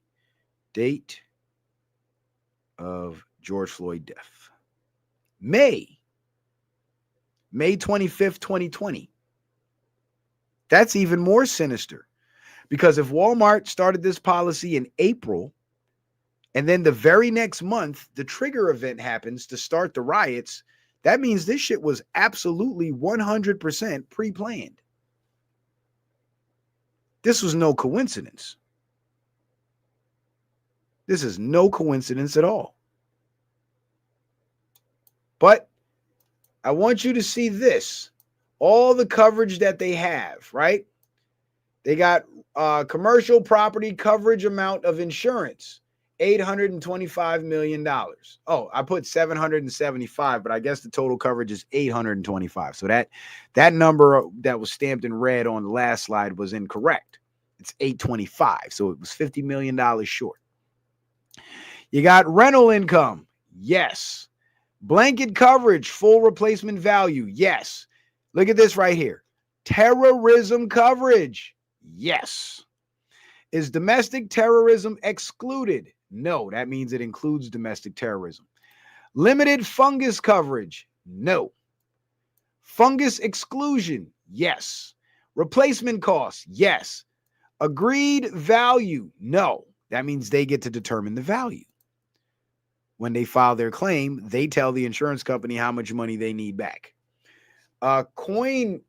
Co-insurance? No. Equipment breakdown? Yes. Ordinance or law, coverage for loss to damaged portion of building? Yes. Demolition costs? Yes. Increased cost of construction? Yes. Earth movement, that would be, these would fall under natural disasters. Earth movement, that would be an earthquake? Yes. Flood? Yes. Wind, hail? Yes. Permission to waive subrogation in favor of mortgage holder prior to loss, right? So let's go to the next slide where all the line items are actually priced out. So let's start here. Ordinance or law, coverage for loss to undamaged portion of property included. Demolition costs, $50 million. Increased cost of construction, $50 million. And guess what? With the riots, the looting, and the destruction of their property, they would be able to claim demolition costs and increased cost of construction in order to rebuild. So from Black Lives Matter destroying Walmart stores, the Walmart Corporation, Walmart Inc., was actually able to cash in on $100 million of their insurance claim. Right? Now, let me Google something really quick. How much money did Walmart give to Black Lives Matter? Walmart did not give money directly to the Black Lives Matter organization, but rather committed $100 million over 5 years to its own Center for Racial Equity to fund related initiatives and nonprofit organizations. So Walmart did not hand over the whole 100 million, to Black Lives Matter. The 100 million over 5 years that they committed, according to Google, would have amounted to $20 million a year. So that first year, when they collected the $100 million for insurance money from the insurance money, they gave the Center for Racial Equity 20 million, who then funneled that money to Black Lives Matter, which would be a nonprofit organization. So they used a third party because it would have looked odd had they given that money directly to Black Lives Matter, considering the fact that Black Lives Matter were the reason why they filed that $100 million insurance claim in the first place. So it was actually quite slick that they did that they used a third party to kind of wash the money through. So they gave in 2020, presumably, $20 million to Black Lives Matter, but they collected $100 million. And with that $100 million, they would be able to rebuild their stores and get them back operating, and then they would be back to making their billions a year so they can give Black Lives Matter, or their Center for Racial Equity, quote unquote, their $20 million yearly until the $100 million commitment is paid, right? Now, this brings me to the portion of the terrorist organization designation. Many of us conservative Americans were upset that Trump did not declare Black Lives Matter a terrorist organization. We just, for the life of us, could not understand why would he declare Antifa a terrorist organization when all the terrorism we're watching in 2020 is being done by Black Lives Matter, by the Black Lives Matter banner. Why would he do that? Is he that afraid of being called a racist? That seems very unlike Trump, because Trump don't give a fuck what you call him. He's going to do what needs to be done. He's done that in every other aspect, right? So why would he then be so timid to call Black Lives Matter a terrorist organization? Well, looking at this insurance policy, that explains it. Look at this. Terrorism coverage, $200 million. So in 2020, had Trump officially designated Black Lives Matter a terrorist organization, not only would Walmart had been able to collect the $100 million for the demolition and reconstruction, but they also would have been able to collect an added $200 million for a grand total of a $300 million insurance claim. And that was their plan when they set up this policy a month before George Floyd happened. And once again, Trump being Trump, he thwarted their plan. And he thwarted their plan by refusing or declining to declare Black Lives Matter a terrorist organization. Thus, Walmart could not claim that extra $200 million. So it was their plan to get $300 million and funnel a large portion of that money to Black Lives Matter, but they were unable to do so because Trump didn't designate them a terrorist organization. Thus, they lost that $200 million insurance claim. Fucking brilliant. Absolutely brilliant.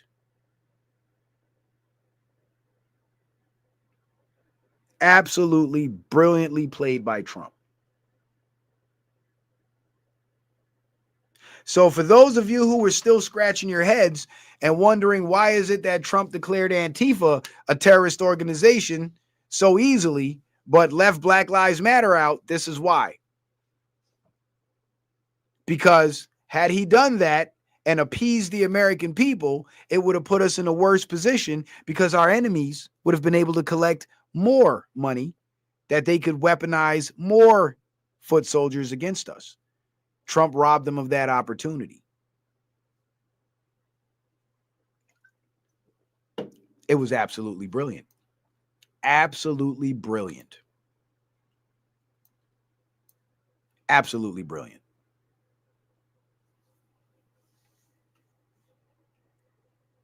This is why I keep telling people, when it comes to Trump, you're going to see him do a lot of shit that you may not understand right away, and you may not even like it. But he's doing it for a greater purpose that will serve you and benefit you in the future. Because Walmart couldn't collect this 200 million, think about all the other major corporations. I couldn't find their insurance policies because they weren't publicly available, but Walmart's was back in 2020. Now it's not. I've had these screenshots since 2020.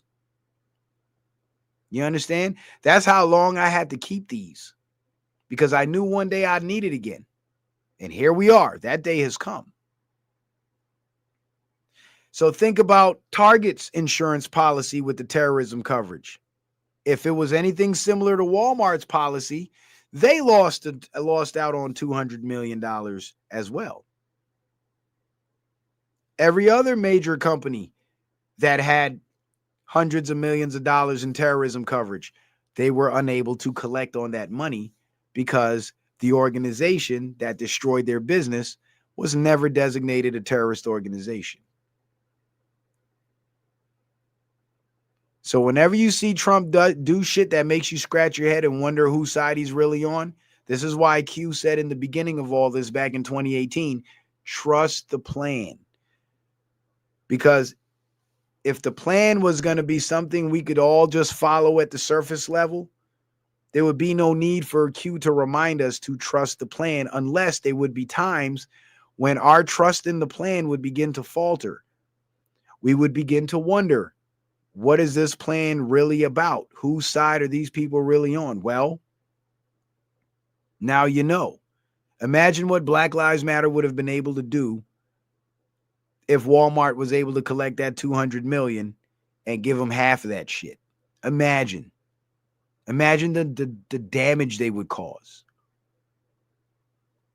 And when it comes to Trump and how he plays the enemy and gets them to sabotage themselves, or he sabotages them himself, I know there's a lot of people out there that are mad at Trump about the COVID vaccine and endorsing the vaccine and Operation Warp Speed.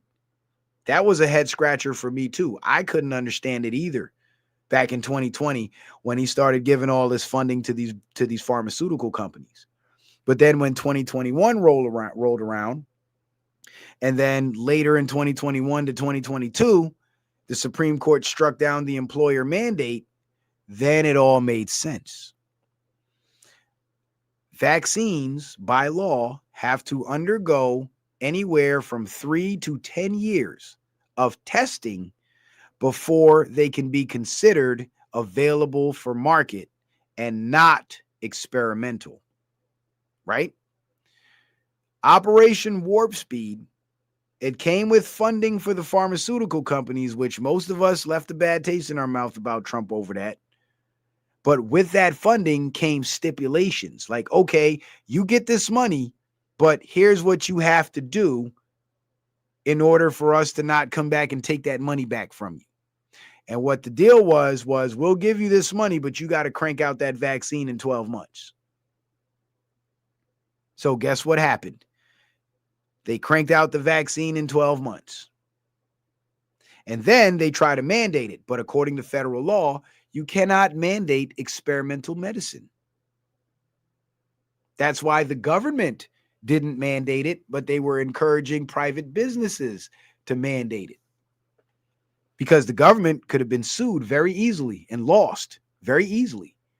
But private businesses were able to get away with it because they have leverage over their employees.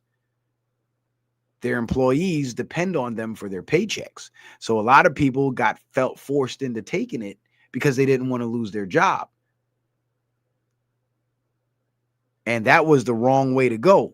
What should have happened is there should have been mass strikes where employees as a whole would have unionized and decided we're not coming to work until you drop that stupid ass mandate, because you're my boss and it is not your job to play doctor and tell me what medical treatment I need to take in order to come to work and do my job, when I've been doing my job this whole time before this bullshit. But people fell victim to the propaganda and they went and got it, a lot of folks. But by the time the vaccine mandate, the employer mandate, came before the Supreme Court was able to strike it down because, again, based on U.S. law, you cannot mandate an experimental medicine. So the employer mandate could not stand.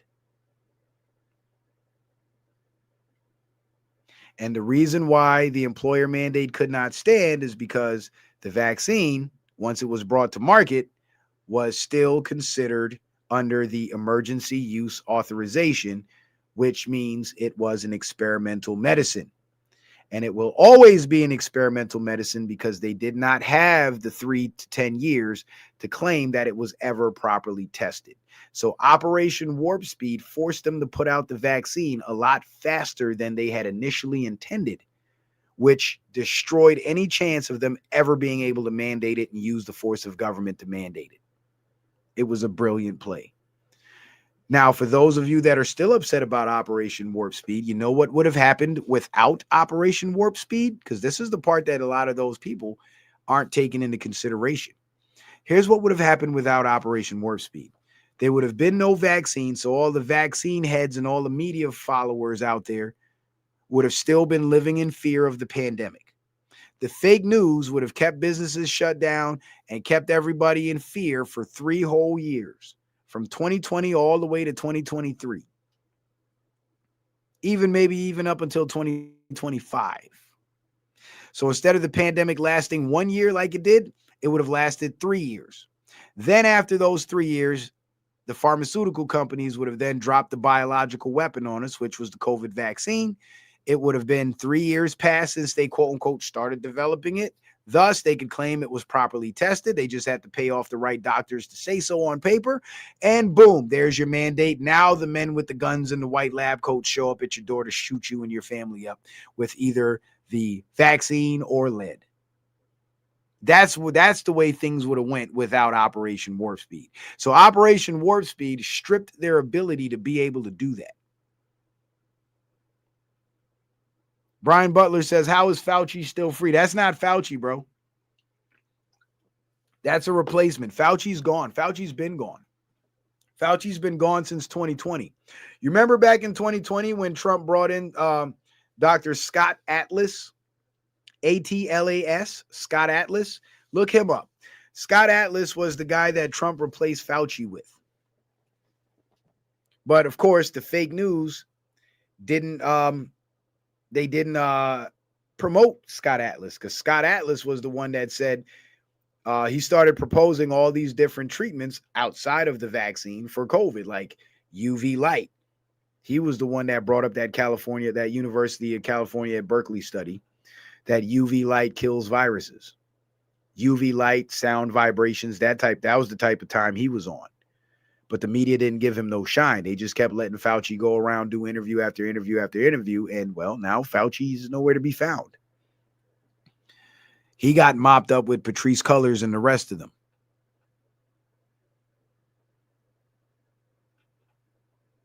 So, ladies and gentlemen, I think that brings us to the end of tonight's cook session. I hope I've covered all the aspects of the Black Lives Matter riots, and I hope I've been able to shed some light on some things, including some, what would have been unfavorable moves by Trump and how they work to our benefit.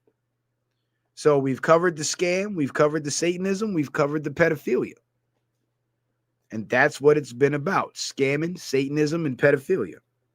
That's what it's always been about, because that's what the Democratic Party is about. So any organization that's an offshoot of the Democratic Party, they would all be on the same type of time.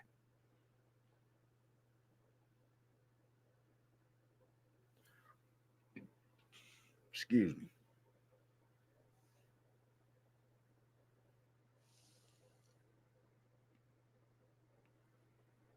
Damn. Y'all being mean tonight, man. I don't think we got one donation tonight. That's crazy. I thought maybe I missed something. I'm over here checking and shit just to make sure I shout everybody out. Ain't nobody to shout out. Man, I'm heartbroken. My heart, you're breaking my heart. But yeah, man. So that's what it is, yo. That's what it is. The Black Lives Matter riots was one big insurance scam, one big satanic ritual. It was a display of power, so to speak, and an attempt to promote everything evil that we should run away from: racism, segregation, separation, dividing ourselves, and of course, the sexual perversion.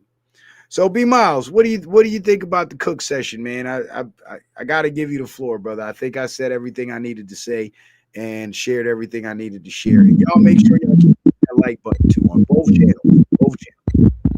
I'm gonna say a lot of great information, man. I was sitting here just soaking it all up, man. How you was connecting the dots. It was a lot of info, man. I definitely got to listen to it, man. Like tonight, man, this is like a lot of stuff, man. Like the way how you was connecting it all and this, that, and the third with the symbolism, my brother. I really gotta say you did an awesome job tonight breaking this stuff down. I'm breaking this stuff down, man. I gotta give it to you, man. That was really awesome, bro. I appreciate that, B Miles. And I want to give a big shout out to the B Lady. B Lady, where you been? Where you been? I need some of that natural honey.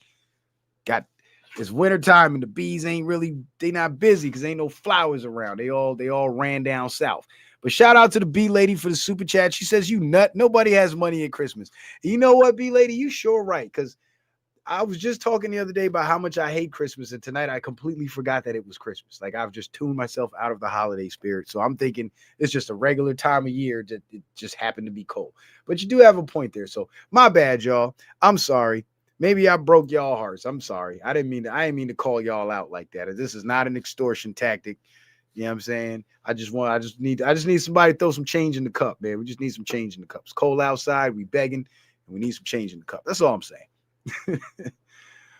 But yeah, B Miles, yeah, brother, I do appreciate you lending me the floor and giving it a listen. Now let me ask you something. What do you think of hold up. Oh shit, I think I just muted my mic. What do you think about that play that Trump made with the declaring Antifa a terrorist organization but not Black Lives Matter? Start here, right? I want you to start with what did you think when you first realized that's what he was doing, and what were your thoughts back then? And now that I've explained it with the insurance and showed you the insurance policy and the real reason why he did it, what do you think about it now? It make more sense and it makes a lot more sense and just by you breaking that down the way how you did, it all makes a lot of sense. It was just dots being connected. I'm like, wow, it was on another level. Just by like how the way you broke that down, it was mind blowing because when you was up there talking about Antifa and stuff like that, everything that you were saying about them, it makes a lot of sense because they was busing these people in from like many different cities and states. And while they was up there protesting, they will like infiltrate in the protest and then he would start breaking things down. So it makes a lot of sense. Well, I appreciate that, bro. And that's what I'm here for. That's what I'm here for. I'm here to decipher these otherwise complex situations in the political field and the socio-political field and make sense of it all, because that's just the type of person I am. Being confused upsets me. So whenever I see something that confuses me, the first thing I want to do is I want to figure it out and I want to solve it. That's why I quit studying engineering, because calculus was hard enough and differential equations was harder. And I was like, I'm going to punch somebody. So I'm just going to tap out right here. I've reached my limit. This shit is too confusing. I can't figure it out. So I went into politics, which is something I can figure out. And yeah, I used to get violent a lot back in the day. Not anymore, though. Not anymore. I'll punch a wall, but I ain't going to hit nobody because people got guns and shit. But, you know, When I see things like this that confuse me, the first thing I want to do is figure it out. What is the play? What's the play? What's the play? So before I get mad about what a politician is doing, I try to understand it, right? Even with the Democrats, they do a lot of shit that pisses me off, but I try to understand it. And that's why I'm able to dig so deep into what the agenda really is, right? Like them opening the borders and bringing in all the illegals. I was pissed off about that. But then my natural instinct was, but why? Why would you want to destroy your own country like that? Oh, I know, because the people that you were using as your slave class before, the black people, are starting to wake up to your bullshit. And now you need to bring in another group of people who aren't awake to your bullshit to help keep you in power. That's what it is. That's what it is. And that's why you're paying them off with all our tax money, because you know the next election cycle, they're going to be able to go vote illegally and they're going to vote for you so they can keep getting that free money. You know, like just trying to connect the dots, put the pieces together. Because the thing is, the way these deceivers play with us, they make their they layer their deceptions. Their deception game, it's like an onion.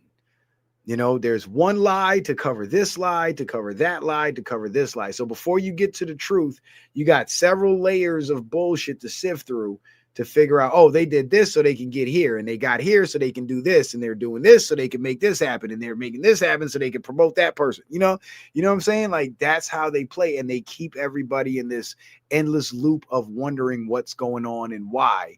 Because again, if you keep the people emotional, even being confused is a state of emotion, right?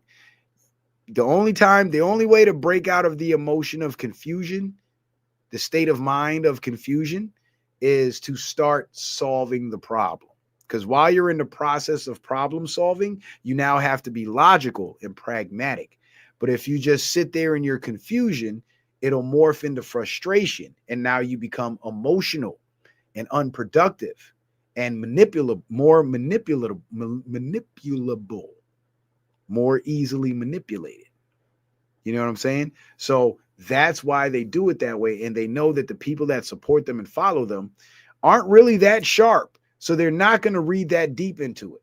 But for people like us, that's what I think. And I think that's what makes us so important to this truth movement, because there's plenty of other conservative commentators out there, and they talk about what they talk about all the time, but it's always just surface level. They always just give their opinion on a news story or whatever's popular or whatever's happening and being talked about by everybody else. That's what they talk about. And their numbers grow and they profit greatly from it, but they're not really giving the people what they really need. They're not really alleviating the people from this constant state of confusion and trying to figure out what the hell is happening to my country. They're not giving the people anything of substance. You know what I'm saying? And I feel like the substance is more important than the money, because as more people start to wake up, they'll start to appreciate us more. They'll start to share our content more. They'll start to bring us more followers. And with that growth comes the money. You know what I'm saying? So I can't just sit up here and do a whole 2-hour live stream telling you Trump good, Democrats bad, Trump good, Democrats bad, Democrats did this, Democrats bad, Trump did this, Trump good. You know, I can't just do that, even though I know it'll explode my channel, it'll blow me up, and it'll bring me all kinds of supporters and shit and get my monetization popping and all that. I can't do it. I don't feel fulfilled in doing that. You know what I'm saying? The fulfillment comes from taking the enlightenment that I've sought out for myself and acquired for myself and blessing others with it. So I'll do all the digging. I'll do all the reading. I'll do all the research. And it is my pleasure to get on this camera and share it with you all. And I bring the receipts because I encourage people to take screenshots. So when you start having these conversations with other people and you need to break this shit down, you got the receipts too. It ain't just me with them. You know what I'm saying? That's why I don't hide my content behind a paywall, even though I could. I don't. All my content is free and accessible on YouTube and Rumble because I want people to understand it. Because the deeper of an understanding you have of your political system and the games these politicians play, is the easier it will be for you to navigate the political field and know who represents you who is on your side and who is working against you and who is your enemy. This is war. It's not a game. But you got it, bro. You got the floor. Now you good, citizen, man. That was really good information, man. I'm glad, I'm saying that I'm saying you came out to the platform once again tonight, though, brother, man. And I really gotta say I appreciate everybody coming out, I'm saying, showing love and support for the live stream tonight on this Friday, I'm saying, but y'all could have been doing anything else. And like I said, y'all go ahead and subscribe the Citizen Man channel with stuff like that. Like I said, go ahead and subscribe. Subscribe to this brother channel. Me and this brother, we've been locking in for quite some time on this information. You feel me? So like I said, it's definitely honor and a privilege, to be hosting them. And like I said, it's only, it's only right, saying, to like subscribe to this information. You feel me? Because it's not too many brothers out here that's really bringing this information on, that's not bringing this stuff surface level to where they going in deep. You feel me? So, like I said, though, family, it's always a pleasure. You can close it out, bro. Yeah, I appreciate that. I appreciate that, brother. And I will say this to B Miles's audience, I just want you guys to know how special this dude is right here to the whole truth movement. Not only was he the one that put me up on game about Nasara, because I had no idea what it was until I heard so many years ago B Miles talking about that. And it prompted me to start digging into it and finding what I was finding.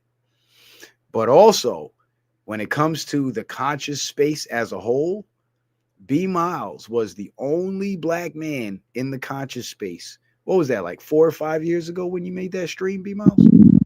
I think it might have been The Hold 7 Your Own Nuts. Yeah, it was Yep, a minute. It was, yep, back in 2018. yeah, that was a minute, bro. And he was the only other black man in the conscious space besides myself that was calling out the illegal immigration. Because back then, that was when everybody was on the whole Trump's wall is racist, it's stolen land, so we got to let these people in and all this nonsense. And B Miles was the only black man that I heard besides myself calling out the illegals. And that right there, that's what made me, excuse me, that's what made me really start rocking with him, because I was like, you know what? This brother sees what's happening. He sees what I see, and I need to rock with him. You know what I'm saying? And the message became so powerful that you lost your channel around that time, didn't you? Matter of fact, my channel, I lost my first channel like around 20. They got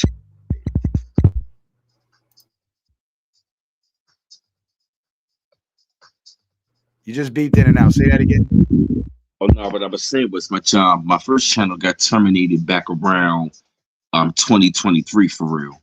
But I was saying that back around like 2017, 2018 is when I started talking about, illegal immigration, why I don't support it. Yep, so this is around 2017, 2018 when, I kicked that off on them.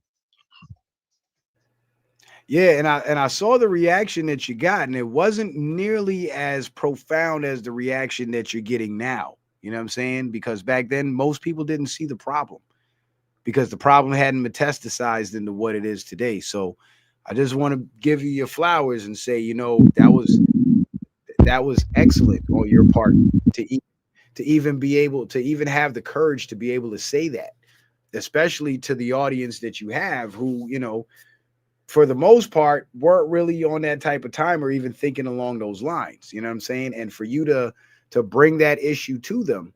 And now here we are years later and everybody's on the same page. So much so that this issue is even, you know, destroying the racial divide, because we're all uniting under our Americanism.